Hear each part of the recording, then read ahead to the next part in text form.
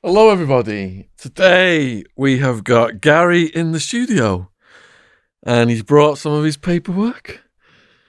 We smash £5 million worth of fake notes racket. He's the founder and CEO of Product of a Postcode, and he's kindly given me this t-shirt. And all of his links are going to be in the description box below the video if you want to check out his good work. So I do talking schools, and Gary's at the forefront of that. Knife crime, education, and of course, the kids listen to people who've been through it. The parents can talk to them, the cops can come in, but it's more like they're getting preached at. But if you've been through it, and the kids, can see that, the story is going to resonate, and that's what Gary's doing. So thank you very much for coming on, Gary. No problem. Do you want to just tell us how, what it was growing up like was for you in London and where you grew up? Yeah, so I grew up in the East End of London in a fashionable place now called Brick Lane. But when I grew up, it was a ghetto. So my parents come there in the 50s, and they was Irish immigrants. And being Catholic, they had 11 children. Yeah. And so I had a lovely life, school clothed, washed, dressed, church twice a day, because I was taught by Catholic nuns. Yeah. And then, see, the area I grew up in, it was real poverty. And, immigrants from all over the world for hundreds of years come and settled there because it was cheap. You could live there, you could get a room, and it was cheap. And so lots of immigrants settled there. And it had the rag trade. And so people, if you was looking for work and you could run a machine, do a bit of sewing, do a bit of pressing, you'd get a job. Yeah. Because they was making all the clothes for the high street stores. And so there was lots of work there. And you had different industries like Truman's Brewery. So it was a poverty, but a lot of good come out of it. But a lot of bad come out of it as well. I was brought up Catholic. I think I was an altar boy for a bit as well. I done a bit of that. Was you? Yeah, I done a bit of that. It was a way of getting out of school. Yeah. Because the church was right next to my school, so yeah, it was a way of getting out. But yeah. So what was did you go through anything that set you off on the wrong path at an early age with any warning signs? Yeah. So I had a very doting mother, and she was an amazing woman. And she basically looked after the 11 of us. 11?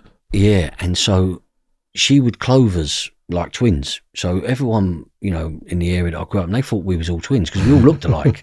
And she would dress us to the nearest sibling the same. Yeah. So me and my brother, the one up from me, we would be wearing the same clothes, same haircut, and we looked like twins, but we was always immaculate. She always looked after us. And then the turning point in my life was the youngest was 18 months old, the oldest was 15, I was 7. And my mum died of leukemia. Oh, man. Now no one's feeding me, no one's washing me, and I become feral. And I was very disruptive. I mean, so as a 7-year-old kid, we were sat down, me and my siblings, and we sat around like a table, and we was all sitting there. And an Irish lady, Josie, she was standing in front of the table. She'd just come back from the hospital visiting my mum. Because we used to go to the hospital and visit her. And like today with a mask and gown and hats, I mean, I used to stand there, my brothers and that would all be round the bed talking to my mum. And I can just remember looking up thinking, what is going on? I ain't got a clue. I just know that she's not well. And then they told Josie and the person who fathered me, so I can't call him my dad, which you'll find out later. And they were standing in front of the table and they was looking at us and they said, we've got something to tell you. And it was explained that your mum's gone to live with Jesus. And then my sisters, my brothers, they all started crying. And I'm looking at them thinking, what are they crying for? The nuns have been telling us Jesus, he's a great bloke. He walks on water. He can do things with bread that no one's ever done before. So I'm thinking, look, he's a great bloke.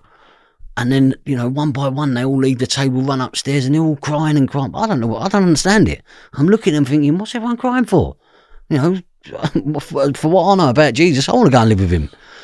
And, but that was a real turning point, because a couple of days later or a week later, I was still going to school every day. And then one day I turned up at school, and the nun, the head teacher, her name was Sister Joan, she said, got me out of the classroom, and she said, we're going to go and pray in my office. I thought, all right. Because we'd pray all the time. Do you know what I mean? As you brought up a Catholic, you pray for anything. And but the church was right next to the school, outside the school gates. And she said, we're going to go in my office and pray. So I goes into her office, and one of my brothers is there, and my sister, Kim. And she says, we're going to pray. So we start praying.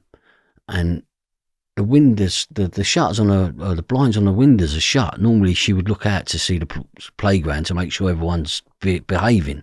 And they were shut. And then she walked over to the window, and then she come back. She looked out the window. She come back. She said, we're going to go to church now. Oh, well, all right. So walks across the playground, goes to the church, walks up the steps to the church, goes in the door. And I'm looking, and everyone in my young life is in there. Uncles, aunts, cousins, brothers, sisters, everybody. And the whole school. And then I see a coffin. And that day, I just fell to my knees, and I realised what going to live with Jesus meant. Because as an altar boy, I've done services for funerals and weddings and, you know, christenings, and then I connected that, hold on a minute, my mum's dead. So from that day onwards, my life it was just so terrible. And up until the age of 15, anywhere I went, I'd walk through a door, I'd push a door, go into a supermarket, I'd be looking for my mum. Because now I know I'm getting a bit old and I know a lot about Jesus, I couldn't work out why he would take a mother away from 11 children, one being 18 months old that need her. And it just messed me up. And I become disengaged. School becomes somewhere to go and eat because they was giving away free food. And no one told me the path of academia and what academia does for you. Yeah. And so it was either go to school or go in a children's home. Well, I was in a children's home and I didn't like it, and I ran away from there. I wanted to be with my siblings. You know, I wanted to be with my brothers and sisters, because if they was hurting as much as me, and this was I was put in a children's home 2 weeks after my mum died. And so if they was hurting as much as me, I wanted to be with them to help them, you know what I mean? And so, and my life, you know what I mean, it just turned so quickly. And the person that fathered me was an alcoholic working in Truman's Brewery, a great place for an alcoholic to work. And he learnt me how to shoplift. Oh, wow. And so I remember the first time, and it was like, the first time he taught me, it was in a shop on Whitechapel Road. It was called Lipton's, and it was like a supermarket. And it was a tub of cheese. And I was walking behind him, and he turned and he said to me, I'm going to show you how to shoplift. And I just watched him, and he just put it in his pocket. And so every time I went in the shop, I done it. And but he sees something in me that could help us all survive. As I say, I become very feral. And the first time I was arrested, I was 9 years of age. And at 9, I was committing crime. Where I grew up, it had all the Sunday markets. I mean, I don't know if you know why we have Sunday markets. It's because the Jews wouldn't work on a Sabbath, which is a Saturday. So Sunday markets grew up, like Petticoat Lane, Brick Lane, and all the different Sunday markets. And so what used to happen, people used to go shopping, buy loads of stuff, and walk back to their cars and put it in their cars. Well, that took a stone and a smashed window, and you got a few quid. And so we was just following people backwards and forwards from the market, just watching them, you know, and on a Sunday, you know, at 8, 9 years of age, I'm earning great money. Wow. I'm earning great money from all leather coats and all sorts of things. And then it just, where I grew up, see, I never knew anyone that went to work at 7 a.m, come home at 5 and sat around a dinner table and spoke about their day at work. It was non-existent. It didn't happen in my life. Yeah. But I knew people that dressed nice, had nice clothes. They didn't necessarily go to work. They got to live in the way that they got to live in. Yeah. Leukemia is horrendous. My sister raises money for leukemia charities. When she was she had a baby that was, I think she was 1.5 years old, and she was diagnosed with leukemia. Yeah. So my sister had to give her job up, and she was living in and out of hospitals for 2 years. But fortunately, Great Ormond Street Hospital saved the baby's life. And I went to visit the kid in Great Ormond Street, and there was all these kids with shaved heads, and they had all kinds of different terminal illnesses. Yeah. And my sister said, look, we've got like 80-90% chance. Those kids over there, they're not even going to see Christmas. Yeah. And when I got out of Ormond Street, I was just supposed to just go to the tube and come home. And I couldn't. I ended up walking around London for hours on end. Yeah. My head was just gone. Just thinking like, how can this happen to, And it just made me really reflect on life. Yeah. So for a long while, I couldn't celebrate Christmas. When people was going out when they're young, because this happened to me over Christmas. Oh. And so it devastated me. Leukemia, like, it just devastated my life. Yeah. Do you know what I mean? And the pain from it, do you know what I mean? I mean, to go through it yourself must be terrible. Do you know what I mean? No, I mean, I sometimes I sit there and I think, and it brings a tear to my eye like it has now. Hey, you're going to die and you're going to leave 11 kids. What? You must be so strong. Yeah. Do you know what I mean? It just, I can't fathom what would that. I've got kids, and knowing I was going to die and I was going to leave them, and they're all young. It must be. I just don't know. Yeah, it's painful. It's absolutely brutal, isn't it? Painful. I think my sister said for adults it's still 50-50, but for kids now it's advanced, so it's like 80-90% recovery. Well, see, back then in 74, 75, you had no chance. No chance. Yeah. Really? It was a death sentence and you ain't getting out of it. So to go through that at 7, 8 then, that's just traumatized your head in properly. Yeah. And now your dad's teaching you how to bloody shoplift. So on a Thursday night, every Thursday night, I used to have to go to Tesco's in Bethnal Green Road, and I was given, the trolleys the old women pull along, they go shopping with, and a holdall. And I used to have to go there. I'd get a list, but with no money, and I would go there every Thursday night to feed my brothers and sisters. And so I was shoplifting, and I got arrested for that when I was 12, and I'll never forget it. Because I was just blatant, I was just putting it, I didn't get, but I was doing it every week. It was just become my norm. And I'll never forget when they took me to the back room. They wouldn't let me out of the shop. They took me in the back room, and there was a table as long as this, but there was another 4 tables, and they emptied it all out and put it all on the tables. Sorry, and they added it up. It come to £125. If I give you £125 now and said go out and go shopping, you'd come back with bags full of shopping. Yeah. But see, this didn't last us a couple of days. 11 kids. Do you know what I mean? It barely lasted us a week because we didn't know what we was cooking. We just anything, and so I had to replenish it. And then when I got caught for that, I got a ban for Tesco's. Hello, Sainsbury's. So next week it was just Sainsbury's. I didn't get caught in Sainsbury's, but that's what I had to do. It was survival, and it was it was feeding my brothers and sisters, and then but he would always be there with his hand out. And where I grew up, I told you it was the rag trade, and so all the older boys, they're robbing them. So as I get a bit older, now I'm robbing them. So I'm robbing leather factories, any garments, just.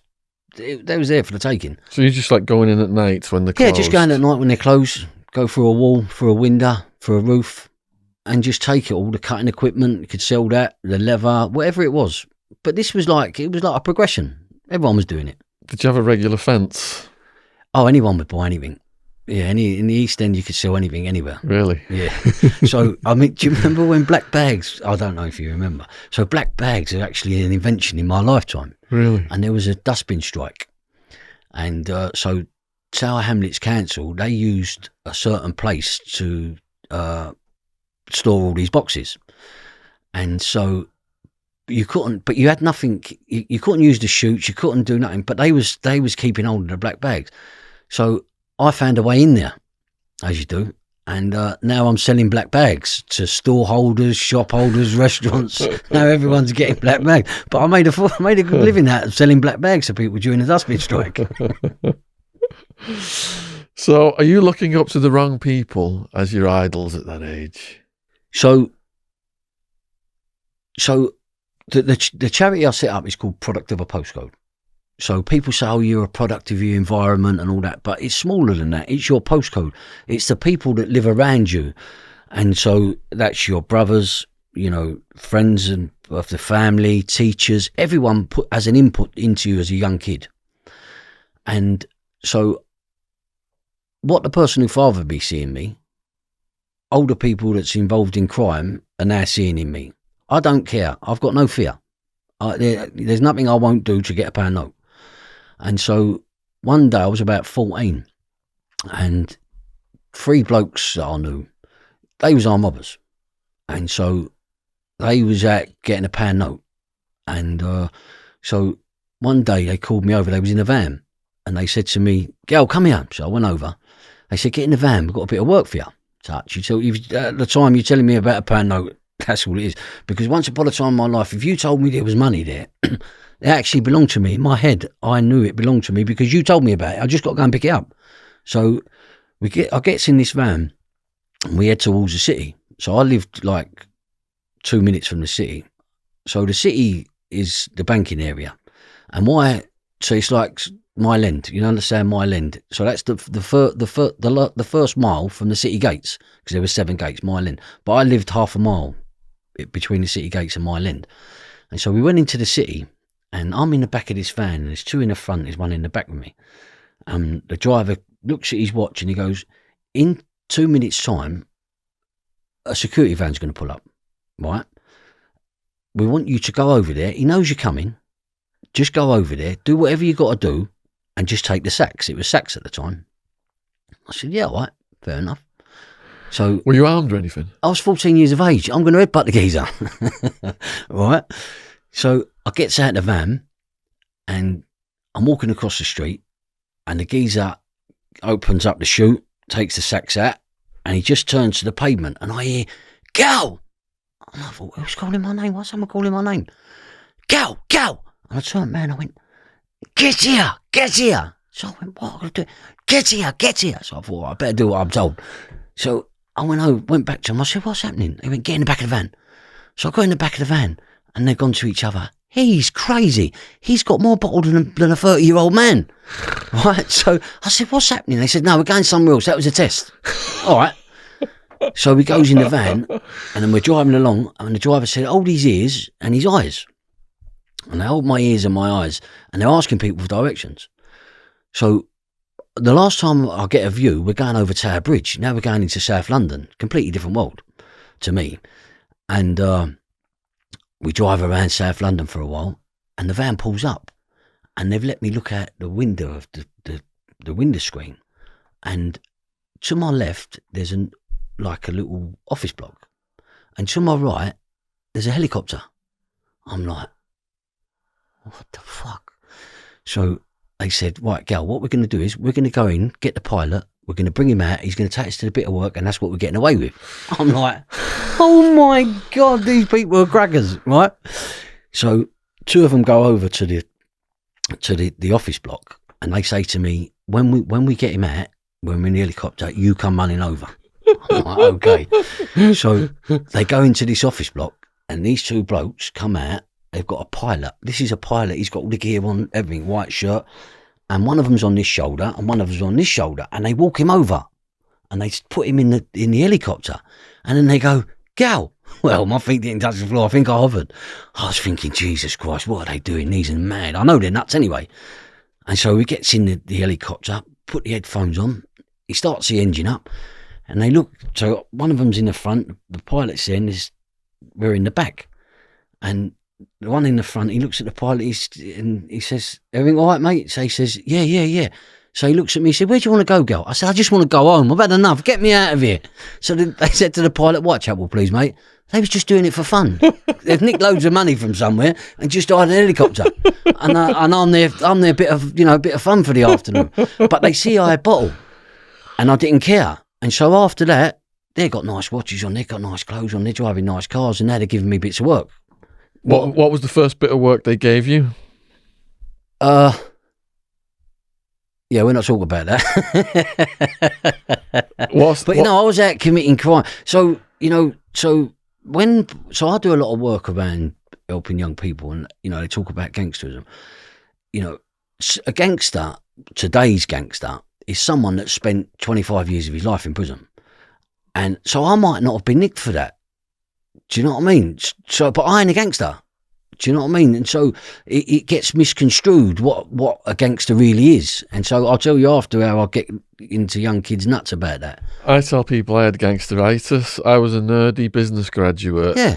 Watched too many movies like Scarface and The Godfather, and got into some dangerous situations, and I'm lucky to be alive. But then no one tells you about crying in the cell. Because you don't cry in cells. Yeah, okay. I sat there and cried.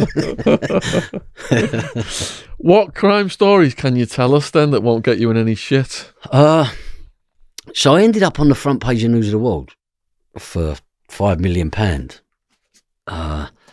So the economy was being smashed back in the 90s, in the early 90s. And they wanted... Actually, someone sold me for 45 grand to the News of the World. Told me it was their pal, and it was a reporter. And it's a funny story. I wrote about it in my book.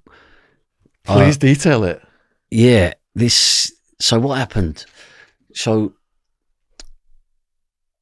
I was introduced to a bloke, and he said to me and my partner, he said, I've got a bloke that wants to buy lots of fake money.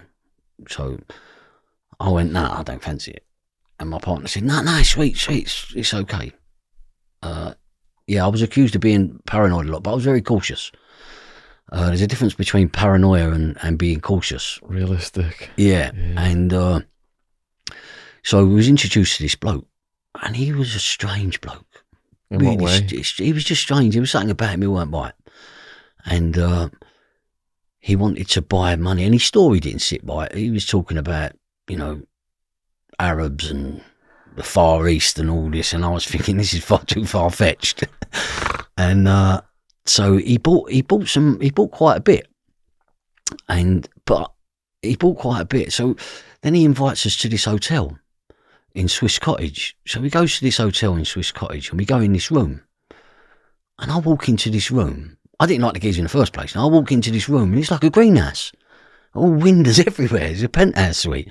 And I'm like, what the fuck is this? I said, shut these curtains. Oh, sorry. And he starts getting all shaky. And so anyway, we do the trade, and we go away, and we've got to come back tomorrow morning for a big parcel. And I just don't fancy it. I said to my pal, I ain't going back. He said, no, I said, no, I just don't fancy it. Something wrong. It's not right. He said, no, you're paranoid. So the next morning we turns up, and we're walking into the foyer, and he's standing over at the bar. As I walk in, there's a woman sitting there reading the newspaper, and as I get to her, she goes, blah, blah, blah, blah. And I went, do you see that? And he went, no. I said, that woman just spoke into her hand. And he goes to me, nah, shut up. And as I'm walking past, I'm looking back, I'm thinking, oh my God. So he goes over to the bar, and he's there, and he's like this. I said, what's the matter? So he said, oh no, we're upstairs, I think I'm getting flu. I'm like, pah. So he goes over to the lift. Now I've got in my head, I know what I'm doing to him. So he gets in the lift, and I'll go in first, and as he comes in, I drag him by his arm, and I spin him round, and I throw him against the wall, and I start patting him down. He said, what are you looking for? I said, I think you're old Bill. He said, I'm not, I swear to you. So, but now I've got him up there like that. And so my mate says to me, he goes, put him down. He starts fixing his clothes. So we go upstairs into this room, and I'm not having none of it. I'm just like, something's not right. And he presses a different number on the floor, on the lift. And so I said, what's happening there? I said, that weren't the same floor as yesterday. Oh, they had to give me a different room. Oh, God, this is getting worse. And so he goes in this room, and we sit down at this coffee table, and there's a suitcase put out, loads of money, he has a can up. And I said, where's your money? And he said, I just got to go and get it. Well, in this room, right, it was a very fancy room, and it had doors everywhere, all wooden doors. And I'm like, I said, you ain't leaving this room. I said, where's the money? He said, it's in that room now. I said, I'll go and get it. He said, no. So anyway, and he gets up and he walks over and he goes through this door. As soon as that door slams, it goes crazy. People come out from every door, right? And I'm like, whoa. So I get to jump up, right? And then this shadow come over me. Two of the biggest police officers I've ever seen in my life. And this shadow, it just come over me, right? And I'm on the floor. And they're putting bracelets on me, the plastic things. And I've got it in my head we're being robbed.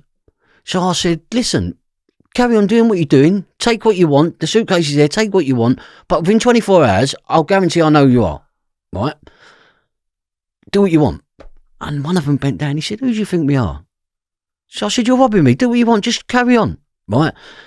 And he bent down. He put a warrant card in front of my face. And I went, thank God for that. Because I thought I was going to end up in some boot somewhere. Yeah. And I think that's the last time I spoke. And I remember they took us to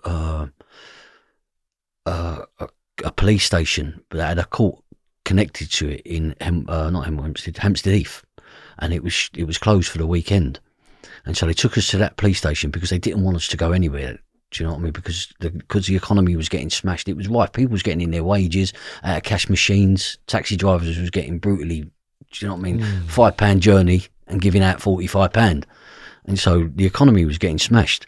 And so they took us to this police station, and we was there for the weekend. And I remember this policeman, he come in, and because they done interviews, but I went no comment. I just went no comment. And the door opened, and the policeman chucked that in. It was on the floor. So I was just like asleep, and I looked down and I went, nothing to do with me. And I just turned over, just thinking, I don't read that anyway. I don't like the news of the world. I don't read it. And then I can hear someone shouting, Gal, who's that? Gal, read the newspaper. So I opened it up. It took me 3 years to read this. I couldn't read it. I see myself and I went, oh my God. And I put it down. And I was thinking, I mean, the old people, they love to wind you up, and they're saying, you're going to get 12 years. And I was thinking, he might be right. I mean, this is a wind up, because they wanted to do us for the whole lot. Do you know what I mean? They wanted to do us for the whole lot. And I ended up getting 7.5 years for that. How long were you unsentenced? So I got 7.5 years, but 5 years was to run concurrent. And so I had to serve 2.5 years, but I went home a couple of times, which I'll tell you about in a minute. But seeing being dropped off in prison, I remember the first time I went into Pentonville, and you go in there. See, I don't believe about telling people the process, especially young kids, about the process. Because do you remember going to the seaside as a young kid with all your mates? It was great, wasn't it? Yeah. You have a laugh. So yeah. I don't believe kids should be taken into prisons and all things like that, because it should be a hard hit. It should be a good slap on the arse to make you wake up. But if you tell young people about it, is that what happens? It's like going to your mates to the seaside. It was great because you're all going. Do you know what I mean? So I don't like to tell young people about what happened, the process of prison. It should be a wake-up call. Yeah. And so I remember going into Pentonville, and it used to have to use the buckets. There was no toilets. And I have never smelt anything like that in my life. 500 men. And in the morning, when they're slopping out, oh my God. So I had a thing after that, you do not use the bucket or the toilet. You go to the toilet before you bang up, because it was just disgusting. It was absolutely... You can imagine 500 people all storing their shit and piss. It was terrible. It was disgusting. But it's like not... You said it's go before you bang up, but it's timing it might not be that easy, sometimes, is it? No, but then, I mean, that's why a lot of people used to chuck it out the window. Wrap it up and chuck it out the window. Yeah. Do you know what I mean? But it's degrading. Yeah. It's degrading, but I just couldn't handle the smell. Yeah. Do you know what I mean? I had a very tough upbringing. Do you know what I mean? But as I got older, I started, I mean, I remember one day in school, because no one was feeding me, no one was washing me, and we had PE. I didn't have a PE kit. I was told, well, you got to do it in your pants. Shock, horror. Have you ever seen a homeless person's feet? My feet was worse than that, because young boys don't wash until they're told to. And I never had a mum to tell me to wash. Do you know what I mean? I was just fending for myself. And so I went into the toilet in the school, flushed the chain, put my feet down there and washed it, because I couldn't have the embarrassment. Wow. And so that's left a scar on me for life. Yeah. Do you know what I mean? I have to be immaculate all the time. I mean, I got more shoes than Imelda Marcos, because I used to put cornflakes boxes in my shoes and sellotape around them to keep them together. Wow. So I've got an addiction of buying shoes. Do you know what I mean? I just have to have nice stuff. Yeah. Do you know what I mean? And that's the scar of, of my life. and being part of, this so-called gangster life. What gangster's going to put there and tell you about putting their feet down the toilet because it's so dirty? That don't happen. They want to tell you about all these mad stories. So you said that there was moments where you were crying in prison. Then are you able to describe what led to that? Yeah, no, because it's an emotion. So I learned that all my anger. So I had a lot of anger, and fighting as a kid was second nature. So I had 6 older brothers. So someone my own age couldn't hurt me. So if me and you are the same age, same height, same weight, you wanted to punch me, I'd probably been beat up by 5 of my brothers the night before. So my pain threshold was that you couldn't do nothing to me. So I would class that as bullying. So I never got into a fight with someone that I thought it was bullying. Do you know what I mean? Because you couldn't hurt me anyway. Because my sister stabbed me when I was 10 in the arm. Weren't stitched up, nothing like that. Because we were so violent. We were so messed up. What did you remember what that was over? Just a silly argument. She picked up a knife and gone bang straight in the arm. But that's what we did. But if someone done it to us, then it was a different story. Do you know what I mean? Yeah. That person's getting really... but we would fight amongst each other like it was, like we're going out to play football. And so, someone my own age, they just didn't hurt me. So my emotions were suppressed. Do you know what I mean? And so when I say about crying in prison, it's just another emotion. It's like laughing. So I do work in workshops in Feltham Young Offenders Prison, and I get them all to come in and sit down. And as I walk in, they think, what can this old geezer teach us? Do you know what I mean?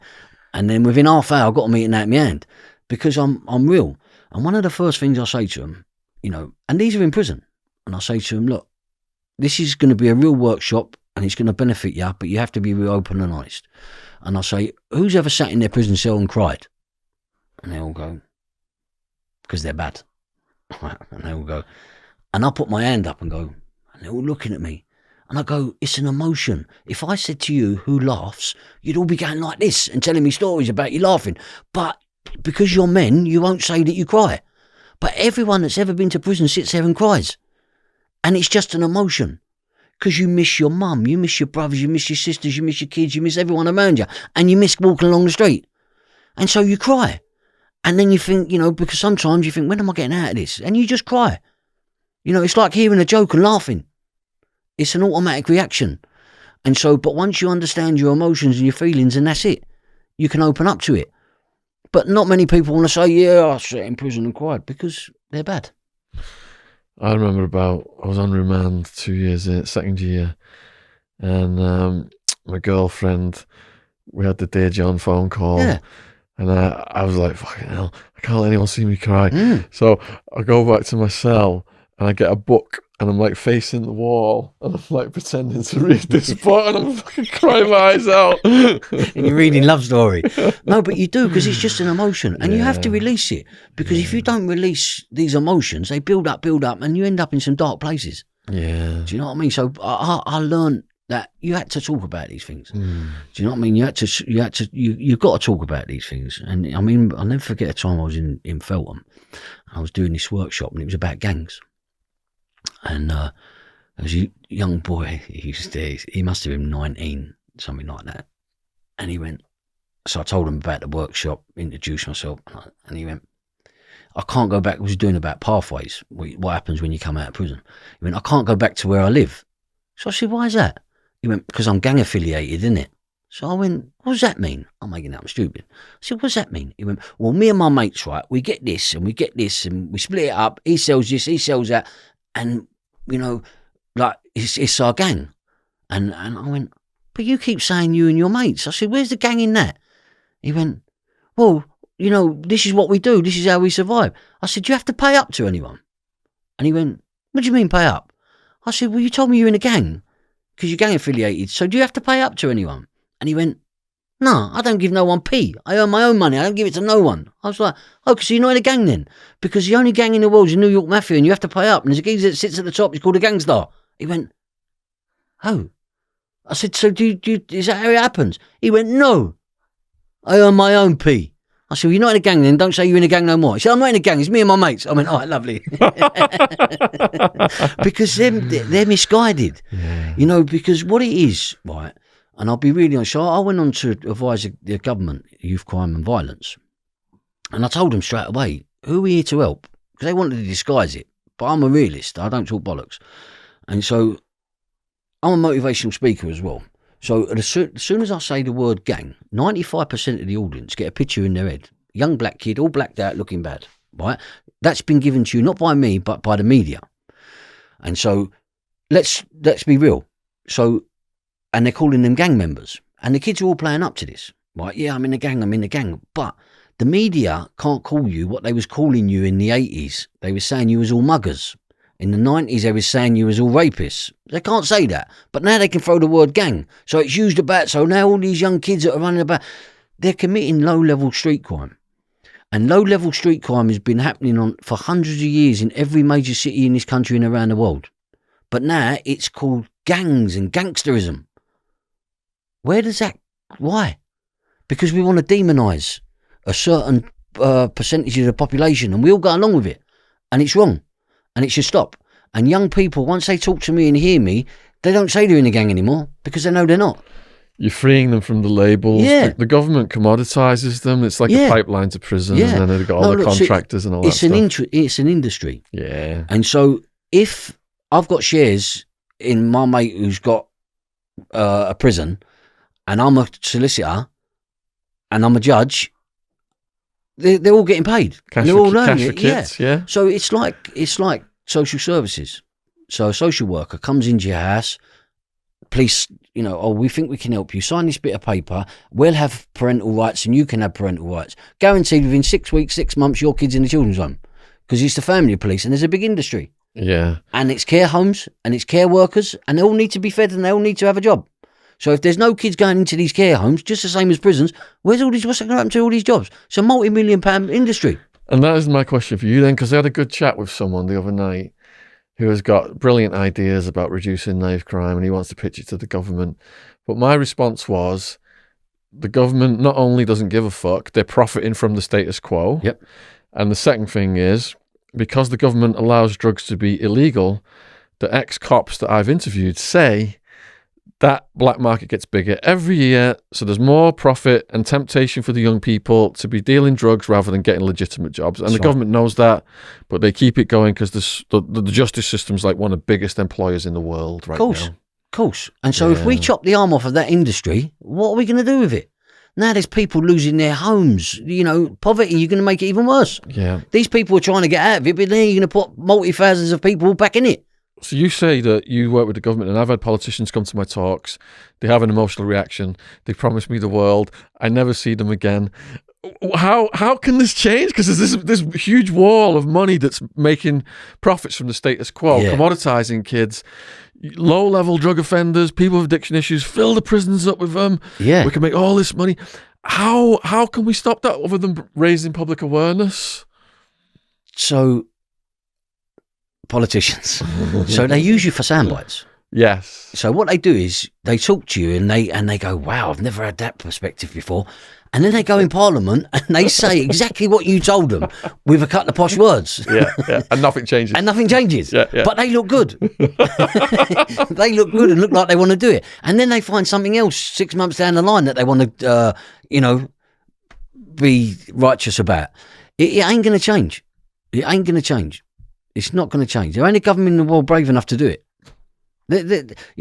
There's answers. You can change some young people's lives, but there's a big industry there that needs feeding, and someone like me ain't going to be able to stop that. I'm going to be able to stop a few, going to it, but I ain't going to be able to stop the masses. So I'm glad you've come on and said that, because this is one of the messages we're trying to get across on this podcast. From people on the front line, such as yourself, Gary, and people watching this. And I know a lot of cops, there's good and bad in every profession. A lot of cops are watching this. They join up to go after the paedophiles, the murderers, the rapists. And they get sent out to shake kids down for weed, just so that they can make all these arrest quotas and fill the prisons with low-level drug users. It's absolutely sickening. So that's why on this channel, our motto now is end the war on drugs. Take all those resources that have been misappropriated. I'm not saying don't go after the traffickers, but 90% of drug arrests are low-level users, 90+%. Yeah. Take all those resources and go after the paedophiles and the rapists. The cops are telling us they don't have the resources to do it. Take all that money going after low-level drug users and get those resources. And if you're a cop who joined with the right intentions and you're being told to go out and do all these bullshit things, it's up to you guys on the front line to make waves and tell your bosses, we want to be going after the truly bad guys. The paedophiles, the rapists, the murderers, kid murderers, and all this shit. See, a lot of young kids on the street think that policemen go to work just to harass them. Do you know what I mean? You come, when you get a community police officer that's involved in a certain area, you believe he just comes to work to harass you. Yeah. Do you know what I mean? He's more of a hindrance. Yeah. Than because I'm out there trying to earn a living to feed myself and clothe myself. So you become a hindrance. Do you know what I mean? If you're going to stop it, you have to fight in a different way. You have to go and fight in a different way. Stop filling up the prisons with young people that really don't need to be going to prison. A person who's arrested with drugs, possession, is at the most harming themselves. Prisons, I'm a member of Law Enforcement Against Prohibition. These are ex-cops, ex-judges, ex-prosecutors. They say that the police was started by Robert Peel out of London to take person A out of society that's harming person B. And if you go back millennia, murder, robbery, rape, that was the purpose of prisons. But once the for-profits war on drugs was incentivized by greed and corporate profits, that all just went out the window. Yeah. A young person arrested for weed, throw them in a prison, they're going to get on the heroin, they're going to make their criminal connections. In Arizona, they get neo-Nazi tattoos. Yeah. Criminal record, they can't get a job. What chance have they got then? If that's a customer for life. In Arizona, they give them $50 on the gate, say, have a nice day. Yeah. I've got a friend that I grew up with, and late last year we sat down and I said to him, come on, this has got to stop. In and out of prison. I said, let's work out how much you've done. 17 and a half years behind the door, actually behind the door. Not what he's been sentenced to, on and off. Heroin addict. No one has got this person in the 17 years that he's been in prison help him to get off of it and stay off of it. He's just been allowed to go 6 months, 12 months, 18 months, 2 years here, 18 months there, 6 weeks here. And it's been, for 30 years of his life, that's all he's been doing. And he's actually sat 17 years behind the door. So heroin is possibly one of the only drugs that your body actually needs. The rest of it is mental. So he's sick. He's sick. He needs help. He don't need to be put in prison all the time. Do you know what I mean? He's got something because his body can't function without it. Growing up as a kid, my impression was a heroin addict was someone who lived under a bridge, went out stealing all day, and was like lock him up, throw away the key. Once I got into Arizona jail, where 90% of the prisoners were injecting heroin, and I heard their sad stories, it completely woke me up to hear abused as kids, seen parents died, been sexually molested, and no one had given the tools to deal with that. So they go on the hardest drug to block that pain out. We then arrest them for that, re-traumatize them with even, severe conditions, and expect them to be model citizens. Yeah. So a very high majority, like you've just mentioned, will end up in prison because of the traumas they've suffered as a young person. Yeah. And I'm one of them. Yeah. Do you know what I mean? I was traumatized as a young person. Yeah. And so that trauma, and I'm no different to anyone else. So a lot of people that's led my lifestyle, they all have the same background. They was traumatized at a certain, a young age, and they've gone on, they've been violent, they've committed robberies, they ended up in prison. Prisons are full of them. Prisons are actually full of products of a postcodes. Yeah. Do you know what I mean? A product in America is a product of a zip code. Yeah. Prisons are full of us. We've all suffered trauma. Whatever that is, if it's drug addiction, mental, sexual, this book that I wrote has everything in that. Some people are surprised that I'm the person that I am today, and they can't connect me today to this book. Yeah. Some people are shocked when they meet me and go, I wasn't expecting meeting you. I was going to meet this crazy, but because I ended up in mental hospitals as well. Yeah, can you pass me that a minute? Yeah, as part of my journey, I ended up in mental hospitals, being transferred from prison to a mental hospital. All right, let's just go back to this arrest then that you just described with the counterfeit money. Yeah. How did you fit into the prison hierarchy when you went into the prison? So it's survival. And so in prison, as I explained, if you would have dropped me off in the desert once upon a time in my life, I'd have been selling the best sand anyone's ever sold. And there's a bloke on the next June selling exactly the same thing. So in prison, there's a currency. And so now I've got hold of all them currencies. And I'm just trading. And I'm selling this, whatever the currency is. I even started selling prison issue clothing because I come up with the idea, but it was brand new stuff because I didn't want to wear clothes that's been washed and 500 people wore them before me. Yeah. And so I would wear, brand new stuff that was coming out, and I'd give someone a bit of whatever their currency favourite was, and they would get me clothes out the stores. And then I was getting them for other prisoners, and we was trading. They used to call me BT because I used to have phone cards like that. And you was only allowed 4 at the time, and you're one person. But I used to have phone cards like that because I was trading. I used to have people gambling. They would gamble. I'd gamble on football. I'd run the book. So it was just, in prison, it was... So where I grew up, majority of people was involved in crime. And having 7 brothers, so I knew a lot of people. And having 7 brothers, so I knew everyone they knew as well. And they was very violent growing up. And do you know what I mean? So they was known. And so wherever I went, whatever prison I went to, I knew someone. Do you know what I mean? And through my own life path as well. So it was all right. You know what I mean? I could just get on and do whatever I wanted to do. Do you know what I mean? And to me, it was just about surviving. So you was a wheeler dealer with multiple hustles. Yeah. What year was it that you went in on that sentence? 93. 93. Yeah. So you made it sound like, you clicked up, people knew you. Yeah. Quite an easy ride. Were there any challenges? Yeah. I'll never forget one day. They moved me to this prison. It was called, what was it called? The Man. And it was a CCAT prison. And it was, they started off, they started off for a test, putting televisions in there. And so you got this little portable television. I think all the prisons have got them now, but this was the pilot scheme. And it was great. And so I was, having trades up here and there. I had a lovely gold bracelet on.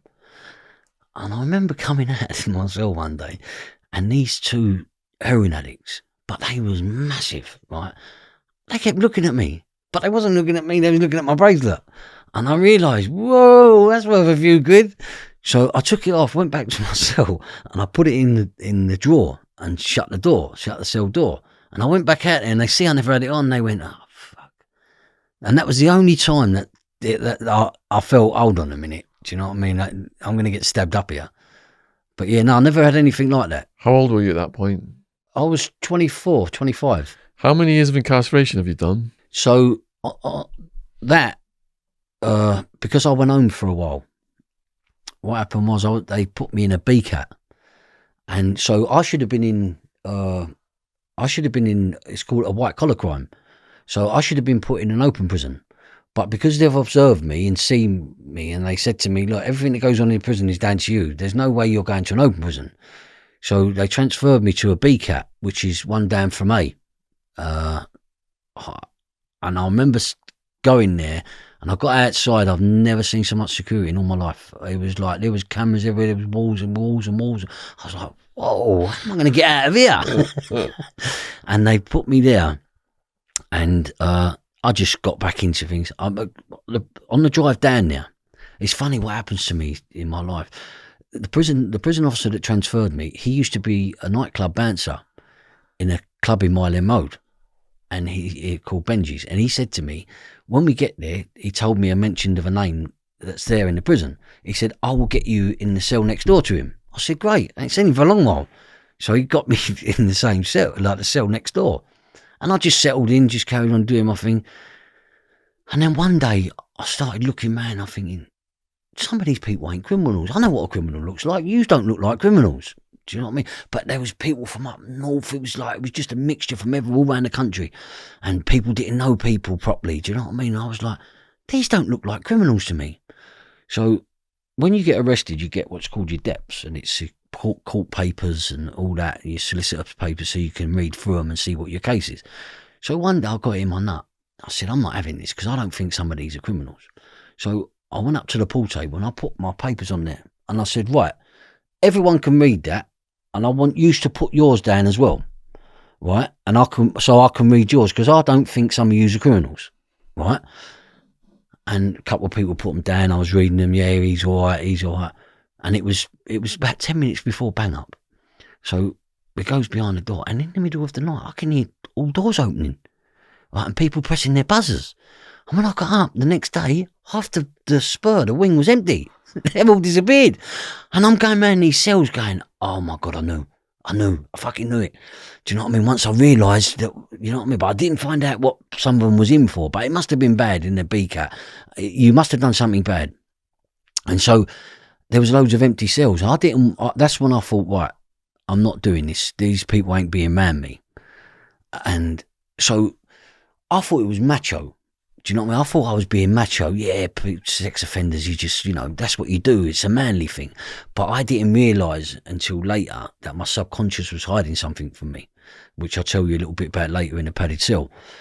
And I thought it was macho. Do you know what I mean? So I didn't want these people around me, scumbags, filth, scum of the earth. They shouldn't even be breathing the same air as, human beings. I don't want them near me. So I've got this screw, a prison officer. I've got him. And because one day, I'll tell you what happened. I wrote about it in my book, but I never mentioned who the letter was from, but I will tell you now who it was from. So this prison officer come into my cell one day, and I'm laying there and I'm smoking a joint. So I can stay on the wing all day. And I'm like, and he comes in and he walks up to me and he's got this letter and he said, it's for you. So I went, get out, don't ever come in my house again. I said, my house is not my house. I said, get out, don't ever come in again. He went, oh, okay, I'm really sorry. And he come back, I've opened the window, made it all nice and smelly, and he's gone, I was just bringing the letter in. He said, I didn't know you knew them. I said, yeah, when did I ever tell you I knew anyone? Who the fuck are you? Do you know what I mean? It doesn't matter who I know. And he went, oh no, I was just interested. I said, well, you probably read the letter. So when I've now looked at the letter, it's kids writing. I'm thinking, who the fuck is this? I thought it was one of my kids. But he frightened me, do you know what I mean? I was thinking, like, what's going on? Why is he holding it like that? And it was kids writing, and it was a letter from Reggie Cray. And so now he thinks, like, oh yeah, he's, he's been on that. Now he's, he's a gangster. But I'm far from a gangster. And so now I've got him. I'm going to use that to my advantage. So I said to him, look, I said, sorry about that. Do you know what I mean? I got a bit angry. I said, but don't be, I won't walk into your house. Do you know what I mean? I'm taking the Libby. I know I'm taking the Libby. I said, you won't walk into your house. I said, but look, I told everyone to stop talking to him. And he come back to me the next day. He said, oh, look, you're making my job terrible. He said, I feel like a nonce.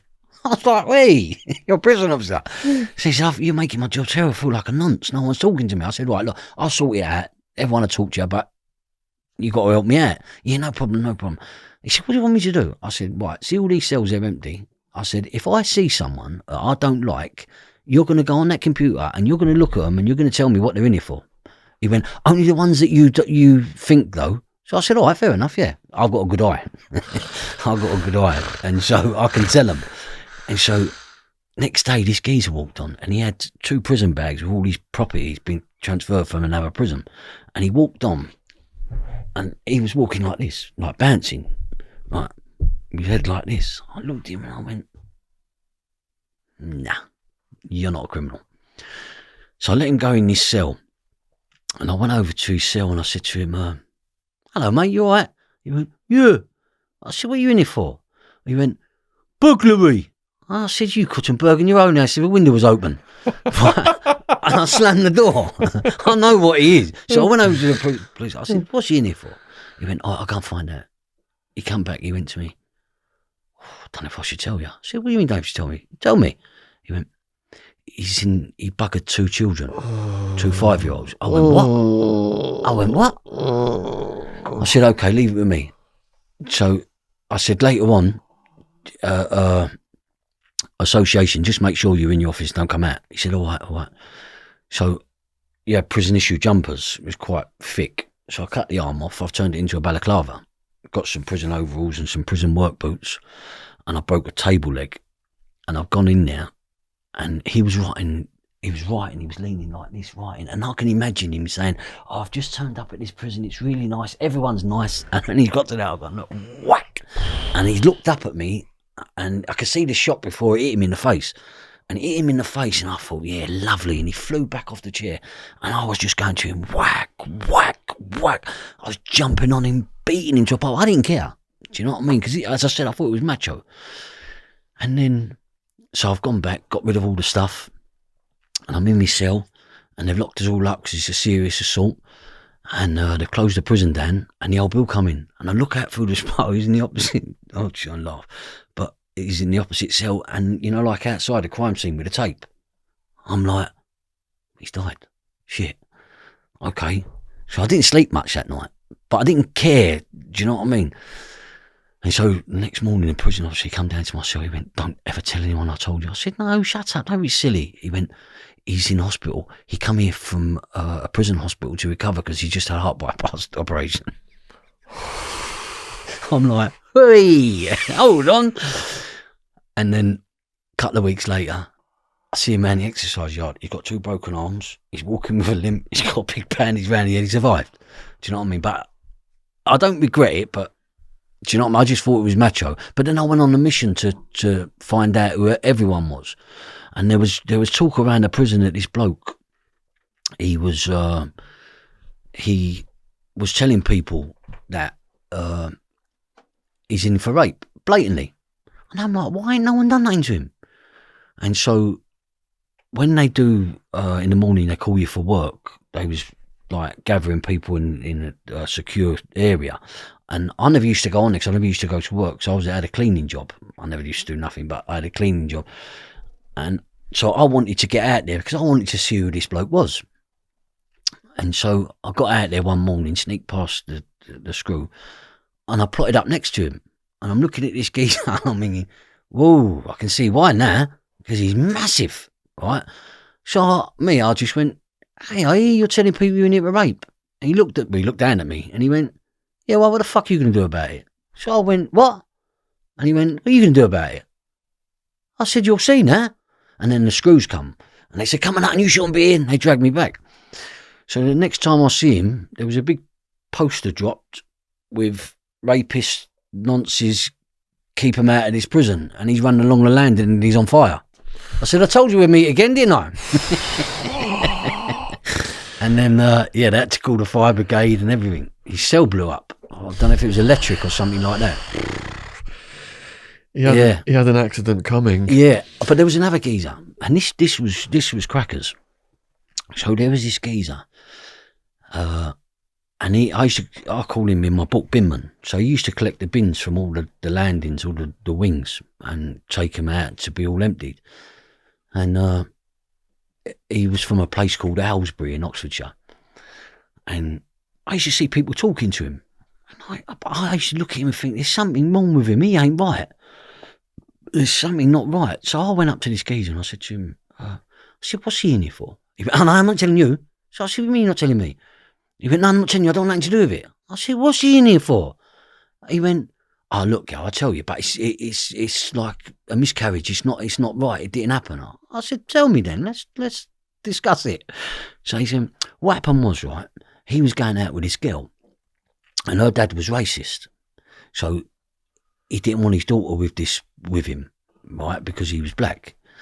So I went, "Yeah, I don't get you 11 years in prison, because 11 years is an odd number. Do you know what I mean? So, and it's not what armed robbers get. It's not what burglars get. So I'm thinking 11 years, that's not right." So I said, "You don't get 11 years for that." And he went, "Oh, he's nearly done the sentence. He's on his way home." I said, "I don't give a fuck." I said, "What's he in here for?"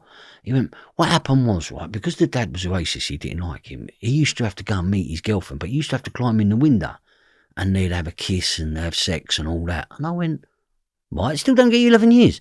He went, "No, but one night she weren't there, the lights was off, and her 11-year-old sister was in there." I said, "Shut the fuck up." I said, "Do you believe that?" And he went, "Yeah." I said, "You don't believe it." I said, "Never talk to me again, you fucking idiot." So the next morning, bin man's coming to collect the bins, and I've got a sock, And I've never spoke to this geezer. And I've got a sock with 2 big square batteries in it. And I'm standing at my cell door and I've got it around my back and I'm leaning up against the wall and he's come in. I know he's got to go to the 3 floors, the 3 landings. And I went, morning. And he went, like he's shocked for me to talk to him. I went, morning. He went, all right. And he went up, got 1 bin, took it back, come back the second time. I said, all right, how are you? So he went, yeah, I'm all right, thanks. But as he's walked past me, now I've run across and he's where that lamp is. I've hit him. He's turned round, I've hit him. I said, oi. And as he's looked round, I've hit him and his skull opened up. It was just pure white. No blood, just opened up and I went crack. Now that, to me, that's like the bullseye on a dartboard. I just keep hitting it and hitting it and hitting it and hitting it. And he's screaming. He's running up, like crawling up the stairs going, ah. And he tries to get to an alarm. I just keep hitting him. He's going to be there all day. And then I heard a gate open and then an alarm go. So now I've got a mop and I'm mopping up the blood, right? And I've got the water, I've chucked it in the toilet and I've run in the cell and I've shut the door. And so I'm laying there, right? And they all come with riot gear on because it's a serious assault. And they're all standing at my door. So they open the door and the SO comes walking in and he says, Hutton, we want you to come to the office. We want you to come calmly. I said, what for? He said, there's been a serious assault and you're the only one on this landing. I went, right? He said, yeah, so it's you. I said, hold on a minute, didn't you just open that door with the keys? And he went, I said, so how have I meant to get out there then and do that and get back in here? What am I, Houdini? And he's looking at his mates and he's gone, yeah, I did open the door. He said, but I still want you to come. So he goes to his office, he goes to the SO's office and they escort me there. So I sit in his office, I said, what's happened? I said, I'm confused because I was locked in a room, in a cell. I said, I don't know what's going on, why are you accusing me? I said, like, what's happened? He went, there's a serious assault. I said, who was it? He went, oh, and he told me his name. I went, ain't he in here for raping an 11-year-old girl? And he's doing 11 years. And he went, yeah. I said, come on. I said, if that was your daughter, you'd have people queuing up to beat him up. Don't be accusing me something and the door's locked. I said, you can't prove nothing. The door was locked. What, did you let me out to do it? And he went, no. I said, well, you can't do nothing there. He said, get out of my office. Because the guards, when they know someone's got those charges, that person's got nothing coming. But I've got a question for you then. So in Arizona then, there's a lot of he said, she said stuff. Yeah. And sometimes people will be saying like that person's a chomo, they say, is out there child molester. Yeah. But then if you don't produce the paperwork to show that person's a chomo, you get stabbed. Yeah. Is that how it works in the UK? To be honest, they very rarely get an hiding. Okay. Seriously. Some people befriend them. Yeah. And talk to them and have a relationship with them. Like, it was an eye-opener for me. I'm like, what the fuck are you doing with these people? Mm-hmm. Do you know what I mean? And I knew I had to get out of there because it was full of them. Yeah. And so one day I went into an office, into SO's office, and I'm sitting there. And I said to him, look, I've got to get out of here because I'm going to end up staying here for the rest of my life. And he said, you probably will. So I said, I've got to get out of here. He said, but you can't.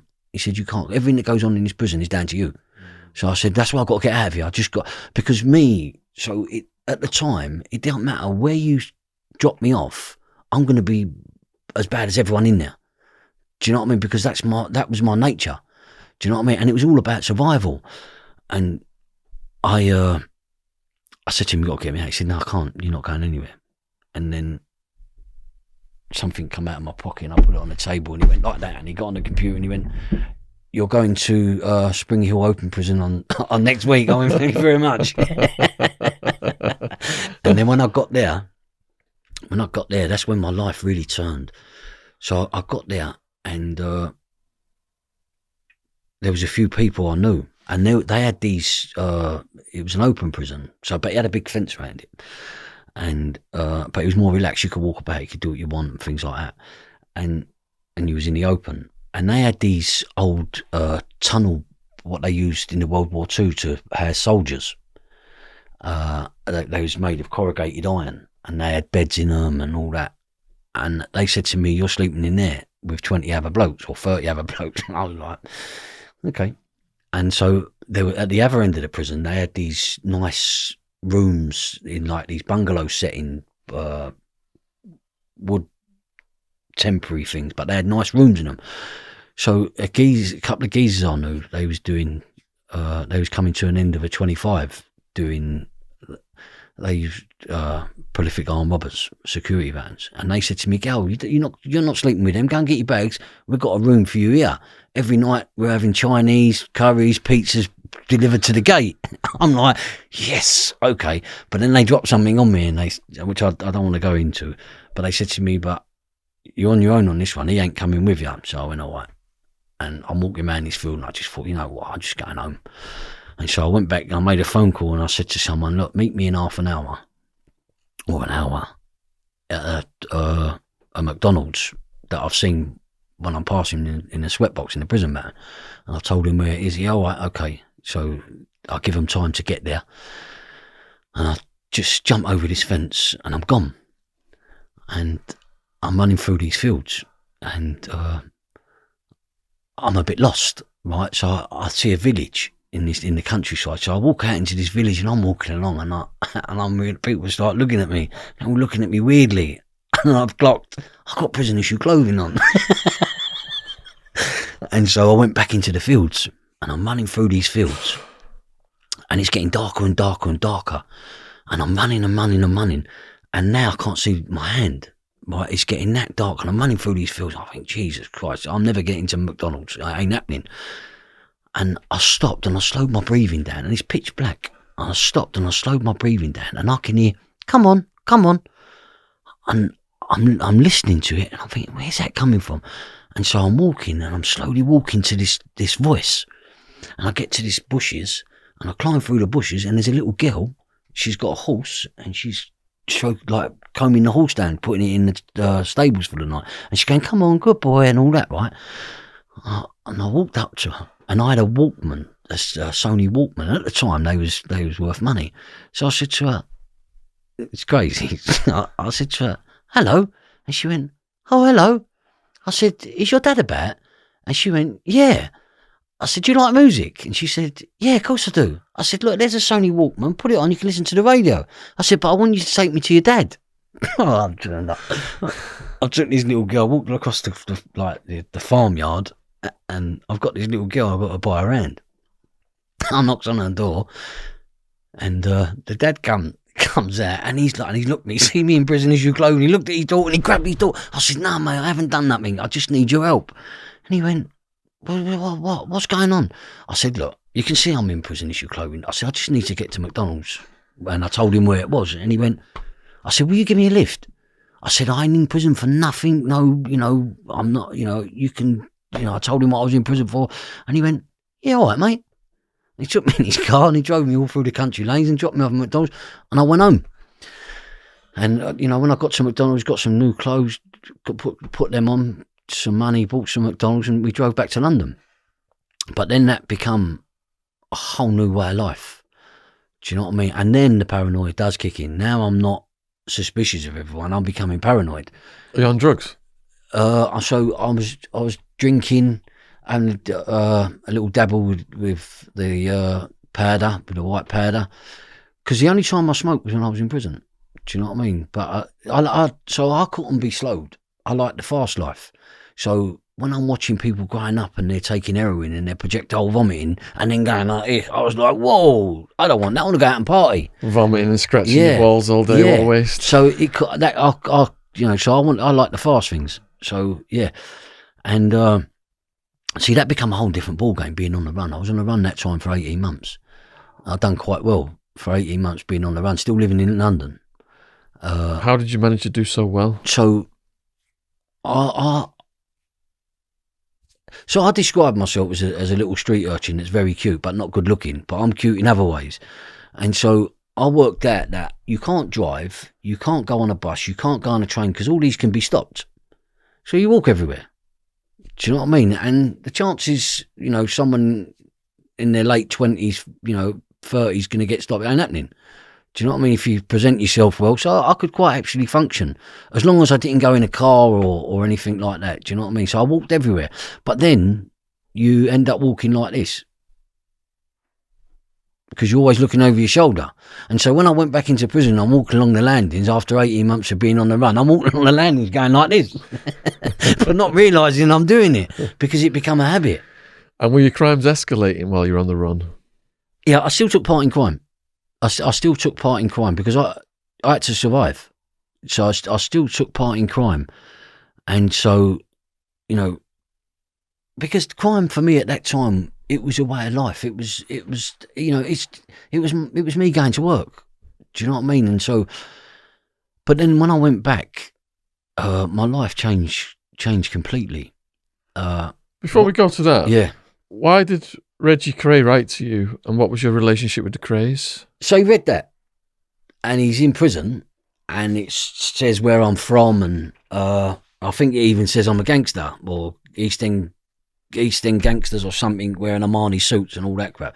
So he's probably read that, and he wrote a letter saying, look, you know, keep your nut down and things like that. Because I grew up 2 streets away from where they lived. So, you know, the aftermath for them, I knew quite a lot of the people growing up. What stories did you hear about them then growing up?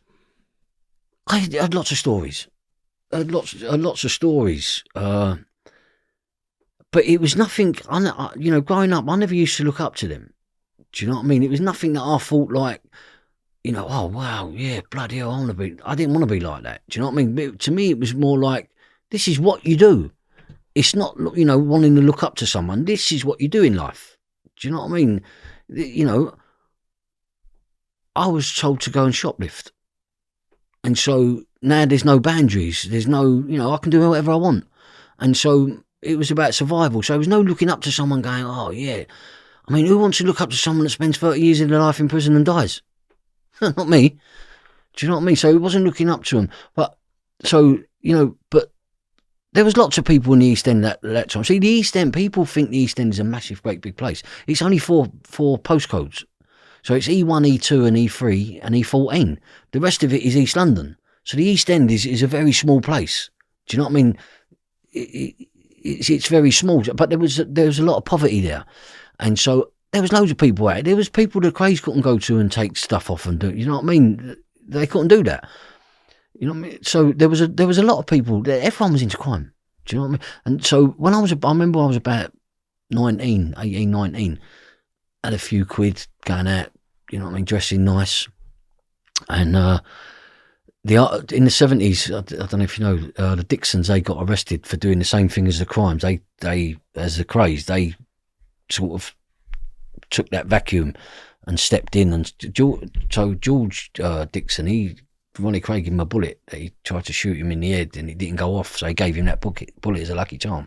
But so him and his brothers, they took over from that, and in the 70s they got nicked for the same, not murder, but protection rackets and all that. I remember when I was about 19, they had a club on Mile End Road, and it was just open, and they wanted to fill it up, and I was a little mover and shaker and that, and they said to me, if you get people to come in here, do you know what I mean? It was a late drink. If you get people to come in here, you can do whatever you want. So it was a license for me to just crack on and sell drugs. As long as I said to everyone, yeah, go that way. Do you know what I mean? So how did you get nicked then? What for? When you went back in, or after being on the run? So what happened was,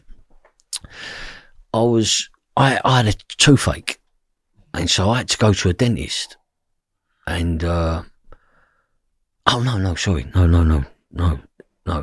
So what happened was, I found out something when I was on the run, and the person that fathered me, I found out that he was a paedophile, and I put this person on the pedestal with Jesus Christ.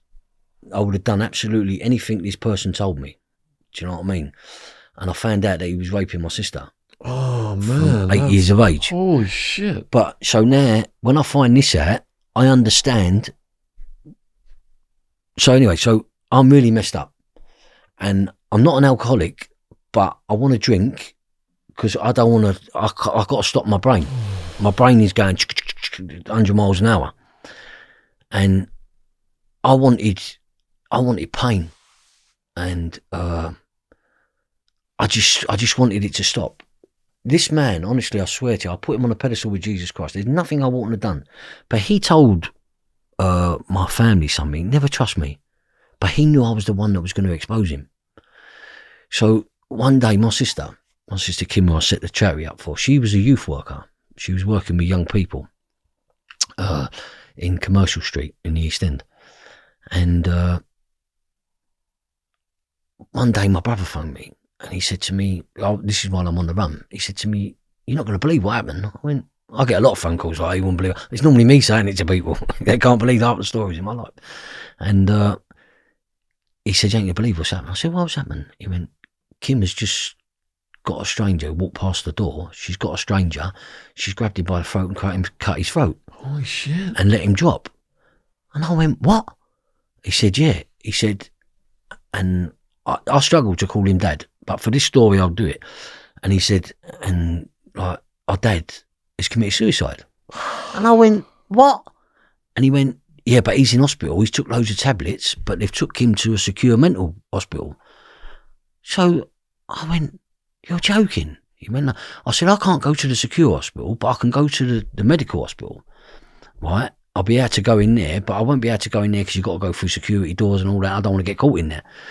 And so I said to my brother, I'll meet you at the hospital and we'll go and see what's going on. So we walked into the hospital and we goes to the ward and we goes to the nurse's desk and says to this nurse, could you tell us where Mr. Hutton is, please? And she got up and she went, you don't want to worry about that cunt, you want to worry about your sister, and walked off. I looked at my brother and I went to him, nurses don't talk like that, what the fuck's going on? And another brother was down the corridor and he come out of a door and he went, he's in here, come down here, come down here. So I went in there and all my brothers are standing around the bed.